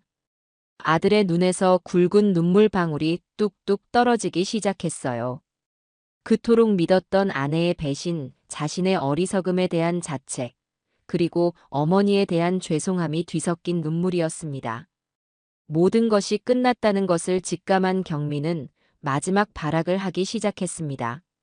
그래, 다 맞아. 당신 돈으로 명품 사고, 당신 돈으로 여행 다녔어. 그런데 그게 뭐? 당신이 멍청해서 나한테 속은 거잖아. 능력도 없으면서. 나 같은 여자 만나서 분에 넘치는 행복 누렸으면 그 정도 대가는 치러야 하는 거 아니야? 경미는 악에 받쳐 소리쳤습니다. 그 추악한 본색이 드러나는 순간이었죠. 명식이는 아무 대답도 하지 못하고 그저 고개를 숙인 채 어깨를 들썩이며 울기만 했습니다. 저는 자리에서 일어나 명식이의 어깨를 감싸 안았습니다. 그리고 경미를 향해 차갑게 말했어요. 이제 모든 게 끝났다, 아가. 너는 내 아들의 인생을 망쳤고 수많은 사람들에게 피눈물을 흘리게 했어. 그리고 죄 없는 사람을 길 위에 버려두고 도망쳤지. 이제 그 죗값을 치를 시간이야. 저는 명식이를 부축해서 일으켰습니다. 일어나라, 아들아. 그리고 엄마랑 같이 가자. 가서 모든 것을 바로잡는 거다. 너의 잘못을 인정하고 저 아이의 죄를 세상에 밝히는 거야. 그게 너가 지금 해야 할 유일한 일이다. 아들은 제 품에 안겨 아이처럼 엉엉 울었습니다. 그리고는 이내 고개를 끄덕였어요. 어머니, 제가 잘못했어요. 어머니 말씀이 다 맞았어요. 제가 정말 죽을 죄를 지었습니다. 아들의 입에서 나온 그 한마디 사과에 그동안 제 마음을 짓누르던 모든 서름과 원망이 눈 녹듯이 사라지는 것 같았습니다. 저는 아들의 손을 굳게 잡았습니다. 우리가 함께라면 이 모든 시련을 이겨내고 다시 일어설 수 있을 거라고 믿었어요. 우리는 더 이상 뒤를 돌아보지 않고 경미를 그 자리에 남겨둔 채 집 밖으로 나섰습니다. 등 뒤에서 경미의 저주 섞인 고함 소리가 들려왔지만 그 소리는 더 이상 저희에게 아무런 상처도 주지 못했습니다. 이제 반격의 시간이 시작된 겁니다. 아들과 함께 집을 나선 저는 곧바로 차를 몰아 경찰서로 향했습니다. 명식이는 조수석에 앉아 창밖만 바라보며 아무 말이 없었어요. 방금 전까지 겪었던 충격과 배신감으로 온몸이 무너져 내리는 듯 보였습니다. 제 아들이 겪고 있을 고통을 생각하니 제 마음도 찢어질 듯 아팠지만 저는 애써 약한 모습을 보이지 않으려 노력했습니다. 지금은 제가 중심을 잡고 아들을 이끌어줘야 할 때였으니까요. 경찰서에 도착해서 우리는 곧장 뺑소니 사건을 담당했던 교통조사계 사무실로 찾아갔습니다. 저를 기억하고 있던 담당 형사님이 의아한 표정으로 우리를 맞았어요. 어머님, 여긴 어쩐 일로? 형사님, 드릴 말씀이 있습니다. 그리고 제출할 증거도 있고요. 이 사건 단순한 뺑소니가 아닙니다. 제 단호한 말에 형사님의 표정이 심각하게 변했습니다. 우리는 조사실로 자리를 옮겼고 저는 가방에 있던 모든 증거들을 테이블 위에 꺼내 놓았습니다. 유령 회사의 사진, 불공정한 투자 계약서, 아들의 대출 독촉장, 그리고 다른 피해자들의 진술을 정리한 서류까지. 이게 다 무슨 서류들입니까? 제 며느리 이경미가 벌인 사기 행각의 증거들입니다. 뺑소니 사고는 이 사기 범죄를 덮기 위해 벌어진 일이고요. 저는 그날 새벽부터 제가 겪고 알게 된 모든 일들을 차분하게 그리고 논리적으로 설명하기 시작했습니다. 명식이는 옆에서 고개를 숙인 채 때때로 제가 하는 말을 힘겹게 거들었어요.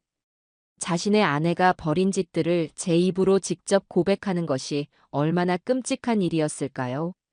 하지만 아들은 도망치지 않고 모든 사실을 있는 그대로 털어놓았습니다. 형사님은 저희가 내놓는 증거들을 하나하나 꼼꼼히 살피며 이야기를 들었습니다. 처음에는 반신반의하는 듯 했던 그의 눈빛은 이야기가 진행될수록 점점 더 날카로워졌어요. 특히 다른 피해자들의 진술과 사기 수법이 명식이의 경우와 정확히 일치한다는 것을 확인하고는 이 사건이 보통 심각한 일이 아니라는 것을 직감한 듯 했습니다. 그러니까 피의자 이경미는 상습적으로 다단계 금융 사기를 벌여왔고 사고가 났던 그날 밤은 또 다른 피해자에게 돈을 갚으라는 독촉을 받자 그를 만나러 갔다가 실랑이가 벌어지자 도주하던 중에 사고를 낸 것이다. 이 말씀이시군요. 네, 맞습니다. 블랙박스 영상에 나오는 일이 틀어졌다는 말도 바로 그 상황을 이야기하는 걸 겁니다. 제 설명에 형사님은 깊은 한숨을 내쉬며 고개를 끄덕였습니다. 알겠습니다. 어머님과 아드님께서 정말 큰일을 하셨습니다. 제출해 주신 증거들 덕분에 수사의 방향이 완전히 새로 잡힐 것 같습니다. 이 사건 저희 교통조사계에서만 다룰 게 아니라 지능범죄수사팀과 공조해서 수사를 진행해야 할 것 같군요. 형사님은 곧바로 어딘가에 전화를 걸어 상황을 보고했고 잠시 후 지능범죄수사팀 소속이라는 베테랑 형사 두 분이 추가로 조사실에 합류했습니다. 사건은 일사천리로 진행되기 시작했어요. 저는 제가 복사해 두었던 블랙박스 영상 원본 파일과 경미의 통화 내용 녹취록까지 모두 제출했습니다. 명식이는 경미의 사기 행각에 사용되었던 차명 계좌 번호와 연락처 등 자신이 알고 있는 모든 정보를 경찰에 넘겼습니다. 경찰 조사는 밤늦게까지 이어졌습니다. 조사를 마치고 경찰서를 나설 때 지능범죄수사팀의 팀장이라는 분이 저희에게 다가와 말했습니다.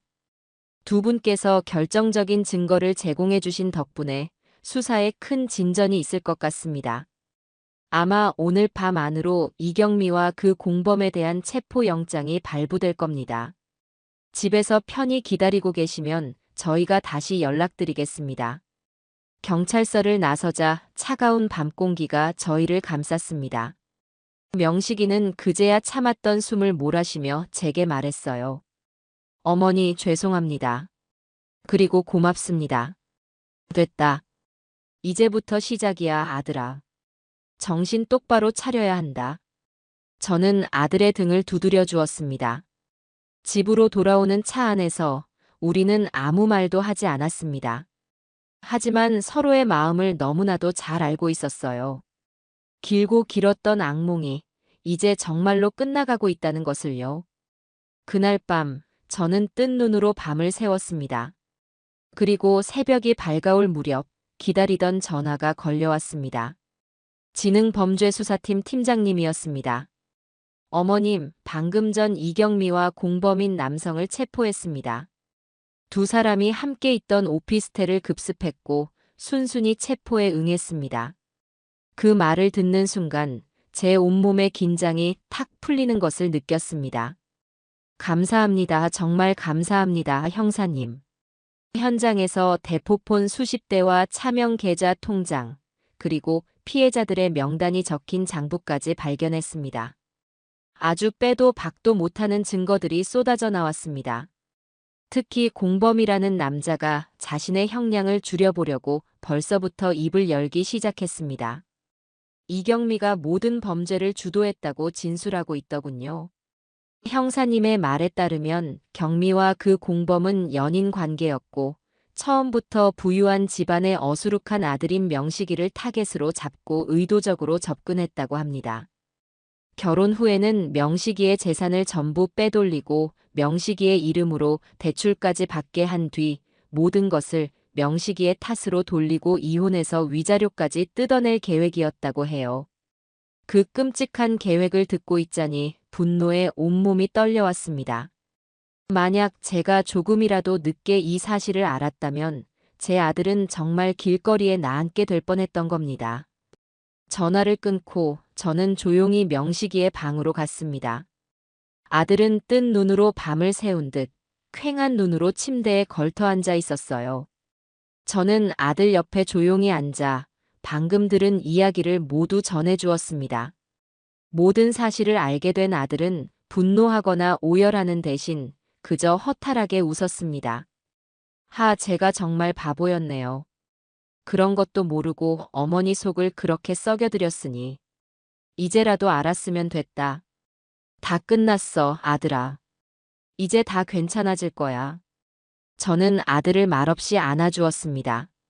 제 품에 안긴 아들의 등이 가늘게 떨리고 있었어요. 그날 아침, 저희 집에는 오랜만에 따스한 햇살이 깊숙이 들어왔습니다. 마치 길고 어두웠던 터널의 끝에서 한 줄기 빛을 만난 것만 같았어요. 아직 해결해야 할 일들이 많이 남아 있었지만 가장 큰 산은 넘었다는 안도감이 저희를 감쌌습니다. 이제 남은 것은 법의 심판을 기다리는 일, 그리고 피해자들에게 진심으로 사죄하고 저희의 삶을 다시 일으켜 세우는 일이었습니다. 이경미와 공범이 체포되었다는 소식은 다른 피해자들에게도 빠르게 전해졌습니다. 제게 처음 용기를 내어 연락을 주셨던 박 여사님을 비롯한 다른 피해자분들이 제게 전화를 걸어와 고맙다며 눈물을 흘렸어요. 그들의 잃어버린 돈을 전부 되찾을 수는 없을지도 모르지만 적어도 그들을 기만하고 고통스럽게 했던 악인들이 가를 치르게 되었다는 사실만으로도 큰 위안을 얻는 듯했습니다. 저는 그분들과 함께 경찰서에 가서 추가 진술을 하고 우리가 가진 모든 증거를 제출하며 서로에게 힘이 되어 주었습니다. 며칠이 지났을까 담당 형사님에게서 다시 연락이 왔습니다.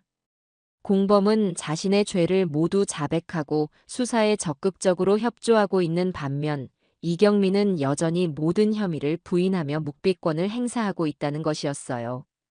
특히 뺑소니 혐의에 대해서는 끝까지 사람인 줄 몰랐다, 고라니인 줄 알았다는 말만 되풀이하고 있다고 했습니다. 그 뻔뻔함에 기가 막혔지만 한편으로는 불안하기도 했어요. 만약 저 아이가 끝까지 저렇게 나온다면 뺑소니 혐의에 대해서는 가벼운 처벌만 받고 끝나는 게 아닐까 하는 걱정이 들었죠. 바로 그때였습니다. 제 휴대전화가 다시 한번 울렸고 화면에는 모르는 번호가 찍혀 있었어요. 망설이다 전화를 받자 수화기 너머에서 다급한 목소리가 들려왔습니다. 혹시 박철수 어르신 보호자 되십니까? 아닌데요. 저는 그분을 아는 사람인데 혹시 무슨 일이라도? 그러시군요. 다름이 아니라 박철수 어르신께서 방금 의식을 찾으셨습니다. 그 말을 듣는 순간 저는 저도 모르게 자리에서 벌떡 일어났습니다. 의식을 찾으셨다고요? 정말이냐고 몇 번이나 되물었는지 모릅니다. 병원 측에서는 아직 안심할 단계는 아니지만 기적적으로 고비를 넘기셨다고 했어요. 저는 감사하다는 말을 연발하며 전화를 끊고 곧바로 이 소식을 명식이에게 알렸습니다. 아들 역시 자신의 일처럼 기뻐하며 우리 지금 당장 병원으로 가보자고 했어요. 우리는 서둘러 병원으로 향했습니다. 중환자실 앞에서 초조하게 기다리고 있자 잠시 후 의사 선생님이 나와 저희를 맞았습니다. 정말 기적입니다. 연세도 있으시고 처음 병원에 오셨을 때 상태가 너무 좋지 않아서 저희도 마음의 준비를 하고 있었는데 어르신의 삶에 대한 의지가 정말 강하셨던 것 같습니다. 의사 선생님의 말에 저는 그 자리에 주저앉아 감사하다는 말만 되풀이하며 눈물을 흘렸습니다. 정말 하늘이 도우셨다는 생각밖에 들지 않았어요. 저희는 잠시나마 면회가 허락되어 중환자실 안으로 들어갈 수 있었습니다. 여러 의료기기에 둘러싸여 힘겹게 숨을 쉬고 계셨지만 박 할아버지는 분명히 저희를 알아보고 희미하게 눈을 깜빡여 주셨습니다. 명식이는 할아버지의 손을 잡고 고개를 숙인 채 아무 말도 하지 못했어요. 그 침묵 속에는 수만 가지의 죄송함과 미안함이 담겨 있었습니다. 그날 이후 저와 명식이는 매일같이 병원을 찾아 할아버지의 곁을 지켰습니다. 처음에는 말도 제대로 못하시던 할아버지는 하루가 다르게 기력을 회복하셨어요. 그리고 며칠 뒤 드디어 경찰이 할아버지를 찾아와 사고 당시에 대한 진술을 받을 수 있게 되었습니다. 할아버지의 증언은 결정적이었습니다. 그날 밤 내가 리어카를 끌고 골목길을 나오는데 갑자기 웬 차가 무섭게 달려와서 나를 쳤어. 내가 길바닥에 쓰러졌는데 그 차가 잠시 멈추더라고. 운전석에 앉은 사람이 분명히 나를 돌아봤어. 그러고는 그냥 가버리더라고. 그 얼굴을 내가 똑똑히 봤는데 할아버지의 증언은 이경미가 내세웠던 사람인 줄 몰랐다는 거짓말을 완벽하게 박살내는 것이었습니다. 그녀는 사람을 친 것을 명백하게 인지하고 있었음에도 불구하고 고의적으로 피해자를 유기하고 도주했던 겁니다.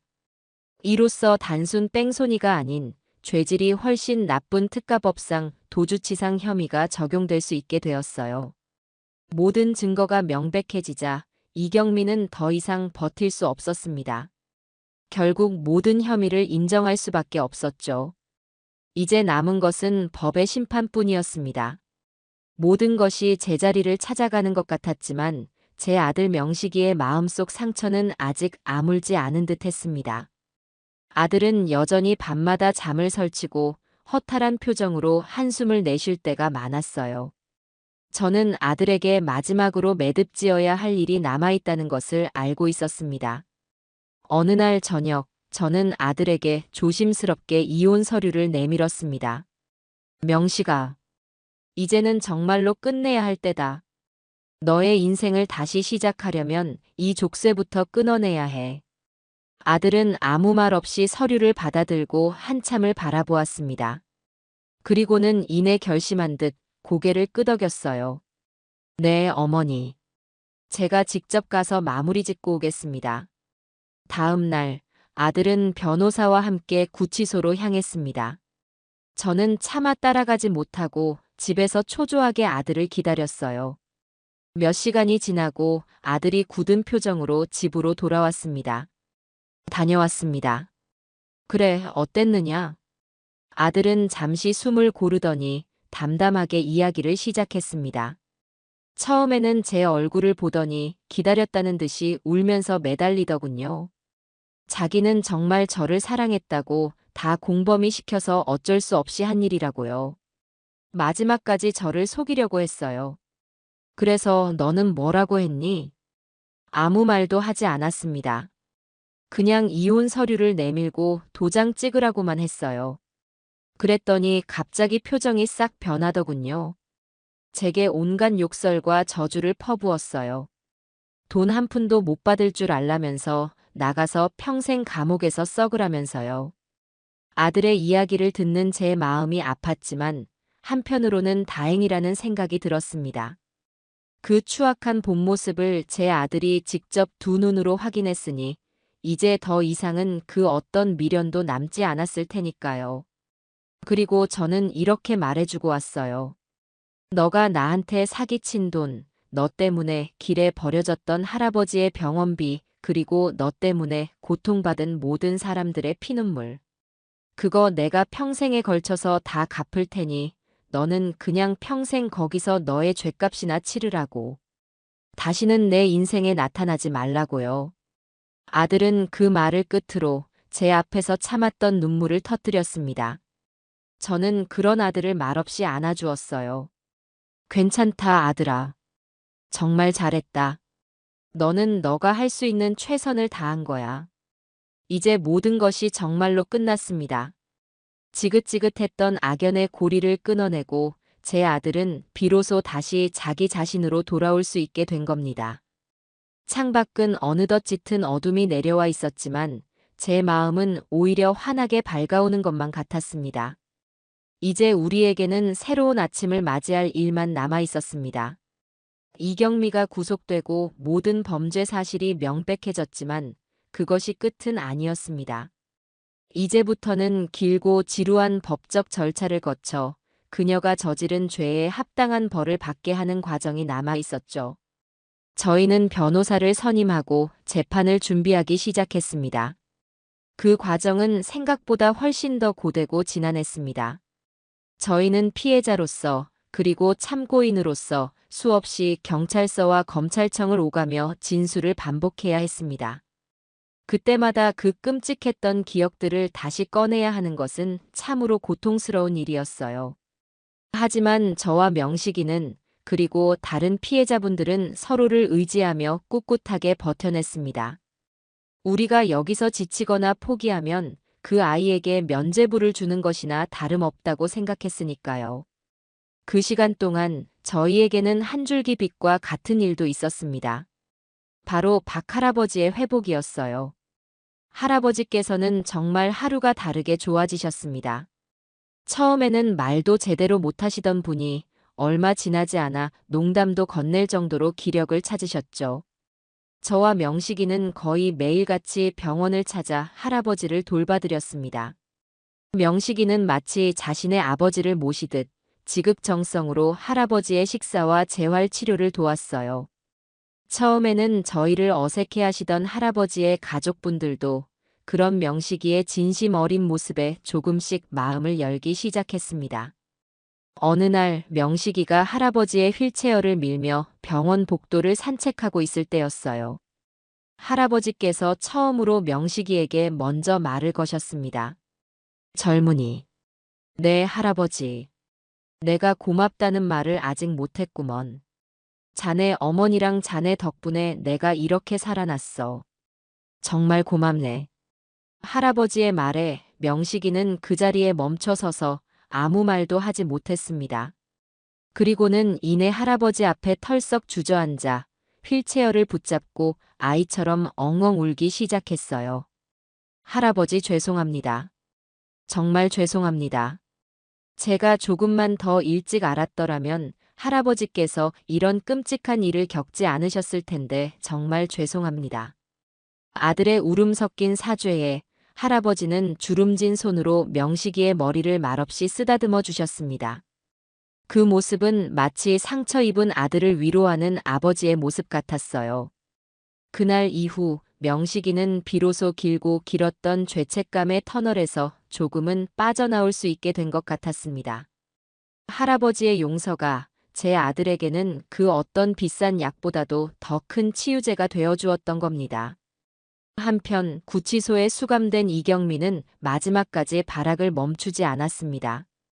담당 형사님을 통해 들려오는 소식은 매일같이 저희의 혈압을 오르게 만들었어요. 처음에는 묵비권을 행사하며 버티던 아이가 모든 증거가 명백해지자 이번에는 심신미약을 주장하고 나섰다고 합니다. 자기가 오랫동안 우울증을 앓아왔으며 모든 범죄는 공범의 협박과 가스라이팅에 의해 어쩔 수 없이 저지른 것이라고요. 심지어는 자기가 다중인격인 것 같다는 터무니없는 주장까지 펼치고 있다고 했습니다. 어떻게든 형량을 줄여보려는 그 얄팍한 수가 너무나도 빤히 보여서 헛웃음만 나왔어요. 그러던 어느 날 제게 구치소에서 보낸 편지 한 통이 도착했습니다. 발신인은 당연히 이경미였어요. 저는 그 편지를 뜯어볼까 잠시 망설였지만 저 아이가 또 무슨 수작을 부리는지 알아야겠다는 생각에 봉투를 열었습니다. 편지지는 온통 눈물 자국으로 얼룩져 있었고 그 안에는 빼곡하게 적힌 글씨들이 가득했습니다. 어머님, 죄송합니다. 제가 정말 죽을 죄를 지었습니다. 매일 밤 어머님과 여보의 얼굴이 떠올라 잠을 이룰 수가 없습니다. 저는 정말 여보를 사랑했습니다. 하지만 그 나쁜 사람에게 속아 제가 잠시 미쳤었나 봅니다. 부디 못난 며느리인 저를 용서해 주시고 한 번만 선처를 베풀어 주시길 간절히 바랍니다. 어머님, 제가 여기서 나가면 평생 어머님과 여보에게 속죄하며 살겠습니다. 편지를 읽는 내내 제 입가에서는 냉소적인 웃음이 떠나질 않았습니다. 마지막 순간까지 저와 명식이의 동정심에 호소해서 이 위기를 빠져나가려는 속셈이었죠. 만약 제가 예전의 저였다면 이 눈물의 편지에 또 마음이 흔들렸을지도 모릅니다. 하지만 지금의 저는 달랐어요. 저는 그 편지를 곱게 접어 다른 증거 서류들과 함께 서랍에 넣었습니다. 이것 또한 법정에서 이경미의 파렴치한 연기력을 증명해 줄 또 하나의 증거가 될 테니까요. 시간이 흘러 드디어 재판 날짜가 잡혔습니다. 검찰은 이경미에게 특가법상 도주치상 및 상습 사기 혐의를 적용하여 기소했습니다. 저희는 검사님과 몇 번이고 만나 사건의 전말을 이야기하고 우리가 가진 모든 증거를 제출하며 재판을 준비했어요. 검사님은 저희의 용기에 몇 번이고 감사를 표하며 반드시 저 아이에게 엄중한 처벌을 받게 하겠다고 약속했습니다. 재판을 앞두고 제게는 또 다른 과제가 생겼습니다. 바로 다른 피해자분들에게 용기를 북돋아주는 일이었어요. 그분들은 여전히 재판의 증인으로 나서는 것을 두려워하고 있었습니다. 자신의 피해 사실이 세상에 알려지는 것이 창피하고 법정에 서는 것 자체가 무섭다고 했어요. 저는 그분들을 일일이 찾아뵙거나 저희 집으로 초대해서 함께 식사를 하며 설득했습니다. 저 역시 마찬가지입니다.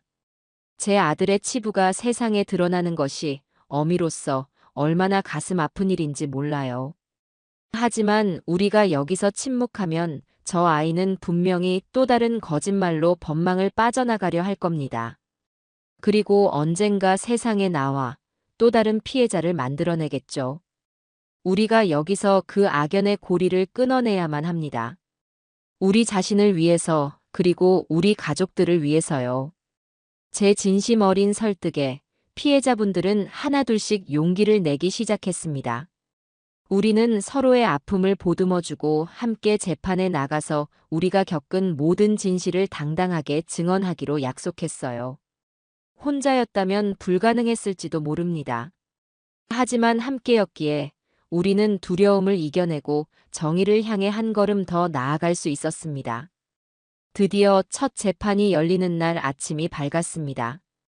저는 명식이와 함께 그리고 다른 피해자분들과 함께 법원으로 향했습니다. 법원으로 가는 길, 제 마음은 이상하리만치 차분했어요. 길고 길었던 싸움의 마지막 장이 드디어 시작된다는 생각에 오히려 비장함마저 느껴졌습니다. 법원 앞에는 이미 많은 기자들이 와 있었어요. 저희 사건이 언론에 조금씩 알려지기 시작한 모양이었습니다. 저희는 쏟아지는 카메라 플래시를 애써 외면하며 묵묵히 법정 안으로 들어섰습니다. 이제 진실과 거짓이 치열하게 맞붙는 전쟁이 시작될 것이었습니다. 그리고 저는 그 전쟁에서 반드시 이길 준비가 되어 있었습니다. 법정 안의 공기는 차갑고 무거웠습니다.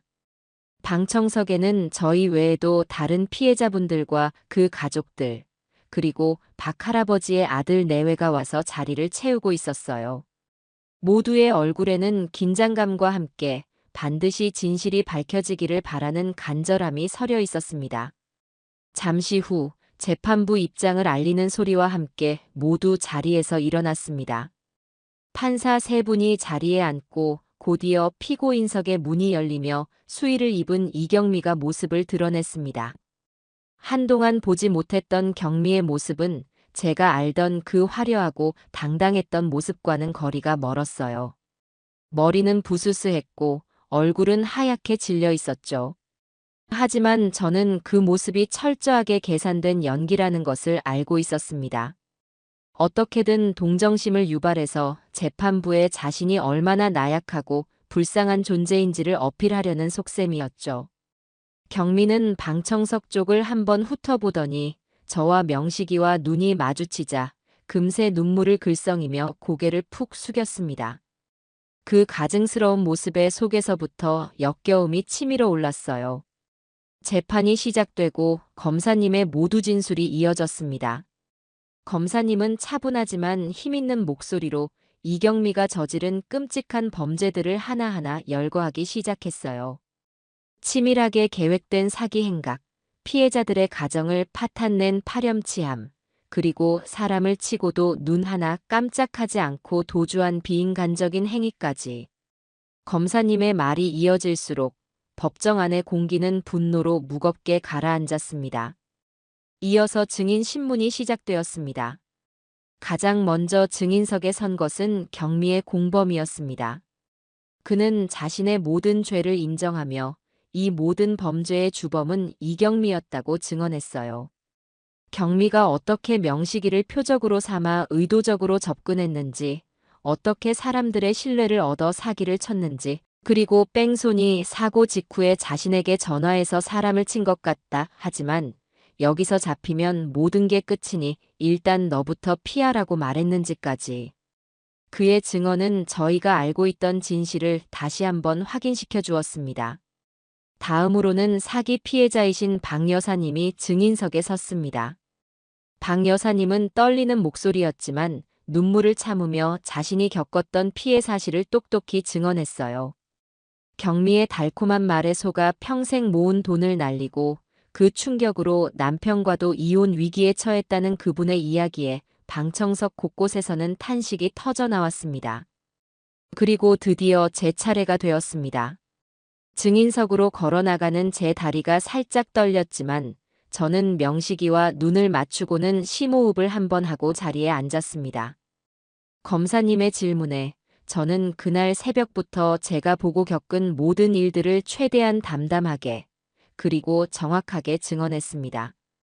경미가 어떤 거짓말로 저를 속이려 했는지, 블랙박스 속에서 얼마나 냉정하고 침착했는지, 그리고 그 일이 있은 후에도 자신의 잘못을 뉘우치기는커녕 어떻게 제 아들을 조종해서 저를 공격했는지까지. 제 증언이 끝나자 이번에는 경미 측 변호사가 저를 신문하기 시작했습니다.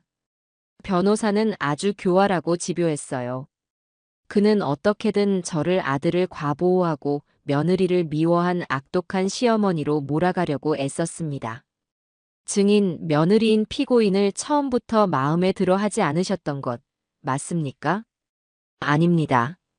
저는 처음에는 경미를 진심으로 예뻐했습니다. 하지만 증인은 피고인의 사생활을 감시하고 심지어 아들 차의 위치 추적기까지 몰래 달아두셨죠. 이건 명백한 사생활 침해 아닙니까? 며느리의 사생활을 감시한 것이 아닙니다. 범죄의 징후를 발견하고 제 아들을 보호하기 위해 진실을 확인하려 했던 겁니다. 만약 그때 제가 진실을 확인하지 않았다면 지금 제 아들은 길거리에 나앉았을 것이고 뺑소니 사고의 피해자분은 목숨을 잃었을지도 모릅니다. 제 단호한 대답에 변호사는 잠시 말이 막히는 듯 했습니다. 하지만 그는 포기하지 않고 더 악랄한 질문을 던졌어요. 증인은 아들 부부의 일에 사사건건 간섭하며 두 사람을 이혼시키려고 했던 것 아닙니까? 이 모든 것이 며느리를 내쫓기 위해 증인이 꾸며낸 이야기일 가능성은 없습니까? 그 말을 듣는 순간 법정 안이 소란스러워졌습니다. 명식이가 자리에서 벌떡 일어나 무슨 말을 그따위로 합니까? 라고 소리치려 하는 것을 제가 눈짓으로 말렸습니다. 저는 화를 내는 대신 변호사를 똑바로 쳐다보며 차분하게 말했어요. 변호사님, 저는 제 아들이 세상 누구보다 행복하게 살기를 바라는 어미입니다. 하지만 진정한 행복은 거짓과 범죄 위에 세워질 수 없다고 생각합니다. 제가 한 일은 며느리를 내쫓기 위한 일이 아니라 잘못된 것을 바로잡기 위한 일이었습니다. 설령 그 과정에서 제 아들이 상처를 입고 제가 세상의 손가락질을 받게 된다고 해도 저는 진실을 외면할 수 없었습니다. 그것이 제 아들을 진정으로 사랑하는 방식이라고 믿었기 때문입니다. 제 말이 끝나자 법정 안에는 잠시 동안 무거운 침묵이 흘렀습니다. 제 진심이 조금이나마 전해졌는지 변호사는 더 이상 저에게 무례한 질문을 던지지 못하고 자리로 돌아갔습니다. 마지막 증인은 제 아들 명식이었습니다. 증인석에 선 아들은 피고인석에 앉은 경미를 차갑고도 슬픈 눈으로 한참 동안 바라보았습니다. 그리고는 이내 고개를 돌려 재판부를 향해 자신의 이야기를 시작했어요. 저는 피해자이자 동시에 방관자였습니다. 아내가 저지르는 끔찍한 일들을 바로 옆에서 지켜보면서도 저는 사랑이라는 콩깍지에 눈이 멀어 아무것도 보지 못했습니다. 아니, 보려고 하지 않았습니다.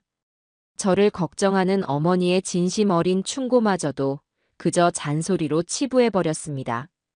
그 어리석음의 대가로 저는 제 모든 것을 잃었고 많은 분들에게 씻을 수 없는 상처를 드렸습니다. 아들은 자신의 잘못을 먼저 인정하고 고개를 숙여 사죄했습니다. 그리고는 이경미가 자신에게 어떻게 접근해서 어떻게 자신을 속이고 자신의 가족을 어떻게 파괴했는지를 담담하게 증언해 나갔습니다. 그 증언은 사랑했던 사람에 대한 마지막 배려도 그 어떤 미련도 남아있지 않은 철저하게 사실에 입각한 고발이었습니다. 증언을 마친 아들은 마지막으로 재판부를 향해 간절하게 호소했습니다. 존경하는 재판장님. 피고인 이경미에게는 그 어떤 선처도 베풀지 말아주십시오. 저와 같은 또 다른 피해자가 나오지 않도록 죄 없는 사람이 길 위에서 억울하게 쓰러져가는 일이 다시는 벌어지지 않도록 법의 이름으로 가장 엄중한 심판을 내려주시길 간절히 부탁드립니다. 아들의 증언이 끝나고 재판은 마무리 수순에 들어갔습니다. 검사님은 최종 변론에서 이경미에게 법이 허용하는 최고형을 내려달라고 요청했고 경미 측 변호사는 끝까지 심신미약과 공범의 강요를 주장하며 선처를 호소했습니다. 이경미는 최후 진술의 기회를 얻자 준비해온 것처럼 눈물을 쏟아내며 반성하고 있다는 말만 되풀이했어요. 하지만 그 눈물에 마음을 움직이는 사람은 법정 안에 아무도 없었습니다. 재판장이 판결 선고 기일을 알리고 자리에서 일어나자 길고 길었던 재판이 끝났습니다. 법정을 나오자 밖에서 기다리고 있던 박할아버지의 아들이 제 손을 덥석 잡았습니다. 어머님, 정말 고생 많으셨습니다. 그리고 정말 감사합니다. 그 한마디에 그동안 억눌러왔던 모든 감정이 한꺼번에 터져 나오는 것 같았어요. 저는 그 자리에 서서 명식이를 부축한 채 한참 동안 눈물을 흘렸습니다. 이제 정말로 모든 것이 끝나가고 있었습니다. 판결이 선고되는 날, 저희는 다시 한번 법원을 찾았습니다. 그날따라 하늘은 유난히 맑고 푸르렀어요. 마치 곧 모든 것이 제자리를 찾게 될 것임을 예고하는 것처럼요. 법정 안의 분위기는 지난 재판 때보다 훨씬 더 무겁고 엄숙했습니다. 모두가 숨을 죽인 채 재판장의 입이 열리기만을 기다리고 있었죠. 드디어 재판장이 자리에서 일어나 길고 긴 판결문을 읽어내려가기 시작했습니다. 판결문은 이경미가 저지른 범죄들을 하나하나 다시 한번 확인시켜 주었습니다. 치밀하고 계획적인 사기 범죄의 죄질이 매우 불량하며 수많은 피해자를 양산하고도 반성의 기미가 보이지 않는다는 점, 그리고 뺑소니 사고 역시 사람을 인지하고도 고의적으로 도주하여 피해자를 생명의 위험에 빠뜨린 용서받을 수 없는 범죄라는 점을 분명히 했습니다. 피고인 이경미는 자신의 안위와 사리사욕을 위해 타인의 삶을 무참히 짓밟았으며 법정에 이르기까지 진심으로 반성하는 모습을 보이지 않고 동정심에 호소하는 등 재범의 위험성이 매우 높다고 판단된다. 따라서 피고인을 장기간 사회로부터 격리하여 자신의 잘못을 깊이 참회하고 속죄할 시간을 갖게 하는 것이 마땅하다. 재판장의 목소리가 법정 전체에 울려 퍼졌습니다. 그리고 마침내 주문이 선고되었습니다. 피고인 이경미를 특정 범죄 가중처벌법상 도주치상 및 상습 사기 혐의로 징역 15년에 처한다. 징역 15년. 그 선고가 내려지는 순간 법정안은 짧은 정적에 휩싸였습니다. 그리고 곧 방청석 곳곳에서 억눌린 울음과 함께 안도의 한숨이 터져나왔어요. 피해자분들은 서로를 부둥켜 안고 눈물을 흘렸고 박 할아버지의 가족들도 마찬가지였습니다. 저 역시 제 옆에 앉은 명식이의 손을 꽉 잡았습니다. 아들의 손이 가늘게 떨리고 있었어요.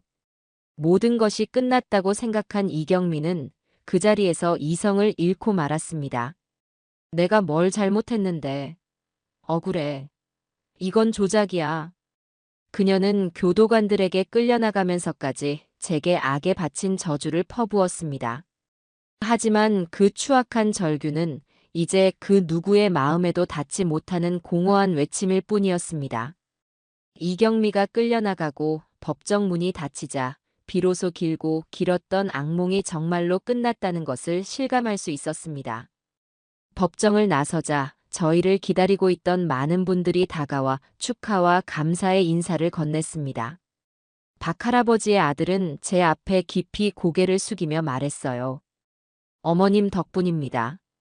어머님의 용기가 아니었다면 저 사람은 분명히 가벼운 처벌만 받고 풀려났을 겁니다. 평생 이 은혜 잊지 않겠습니다. 저는 그저 괜찮다는 말밖에 할 수가 없었습니다. 저희가 한 일은 대단한 일이 아니라 그저 마땅히 해야 할 일을 했을 뿐이니까요. 그날 이후 저희의 삶에는 많은 변화가 찾아왔어요. 명식이는 자신의 이름으로 된 집과 재산을 모두 처분해서 사기 피해자분들의 피해액을 조금이나마 변제하는 데 사용했습니다. 물론 모든 돈을 갚기에는 턱없이 부족했지만 아들은 앞으로 평생에 걸쳐서라도 그 빚을 갚아나가겠다고 약속했어요.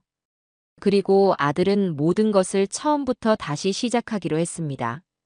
번듯한 인테리어 회사 사장님이 아니라 작은 식당의 주방 보조로 들어가 굳은 일부터 배우기 시작했어요.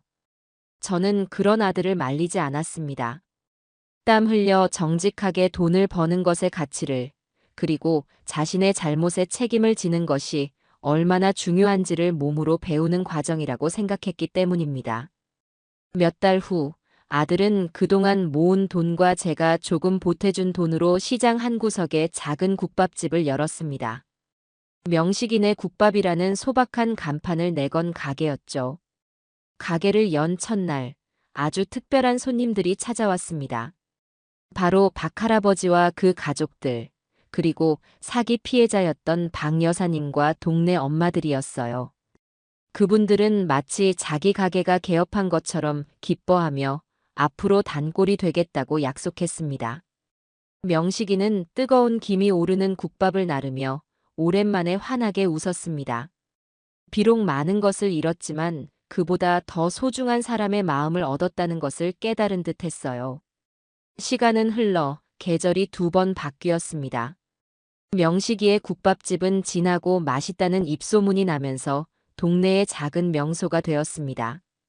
아들은 매일같이 새벽에 일어나 육수를 끓이고 저녁 늦게까지 가게를 정리하며 하루하루를 성실하게 살아갔습니다. 박 할아버지께서는 이제 지팡이 없이도 걸을 수 있을 정도로 건강을 회복하셨고 매일같이 저희 가게에 들러 아들과 함께 점심을 드시는 것이 일과가 되셨죠.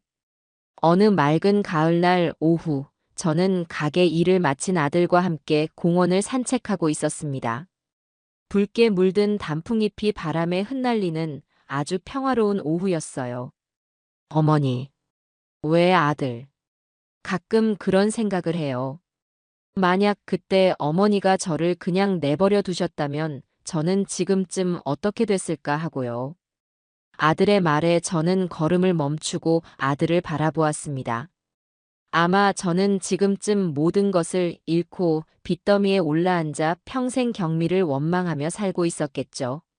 아니면 저 역시 공범이 되어 감옥에 가 있었을지도 모르고요. 어머니가 저를 구해주신 거예요. 가장 아프고 고통스러운 방법으로요. 아니다. 너를 구한 건 내가 아니라 너 자신이야. 너는 결국 진실을 마주할 용기를 냈고 너의 잘못을 인정하고 책임지기로 결심했잖니. 나는 그저 너가 올바른 길을 선택할 수 있도록 등을 조금 밀어주었을 뿐이다. 저희는 말없이 서로를 보며 미소 지었습니다. 저희는 많은 것을 잃었지만 그 과정에서 그 무엇과도 바꿀 수 없는 소중한 것을 얻었습니다. 바로 서로에 대한 굳건한 믿음과 사랑, 그리고 진정한 가족의 의미였죠. 저는 집으로 돌아와 창가에 앉아 따뜻한 차를 마셨습니다. 창밖으로는 명식인의 국밥집의 따뜻한 불빛이 새어나오고 있었어요.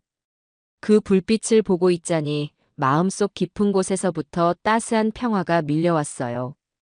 길고 길었던 폭풍이 지나가고 저는 비로소 찾아온 이 평온한 일상이 얼마나 소중한 것인지 가슴 벅찬 마음으로 되새겼습니다.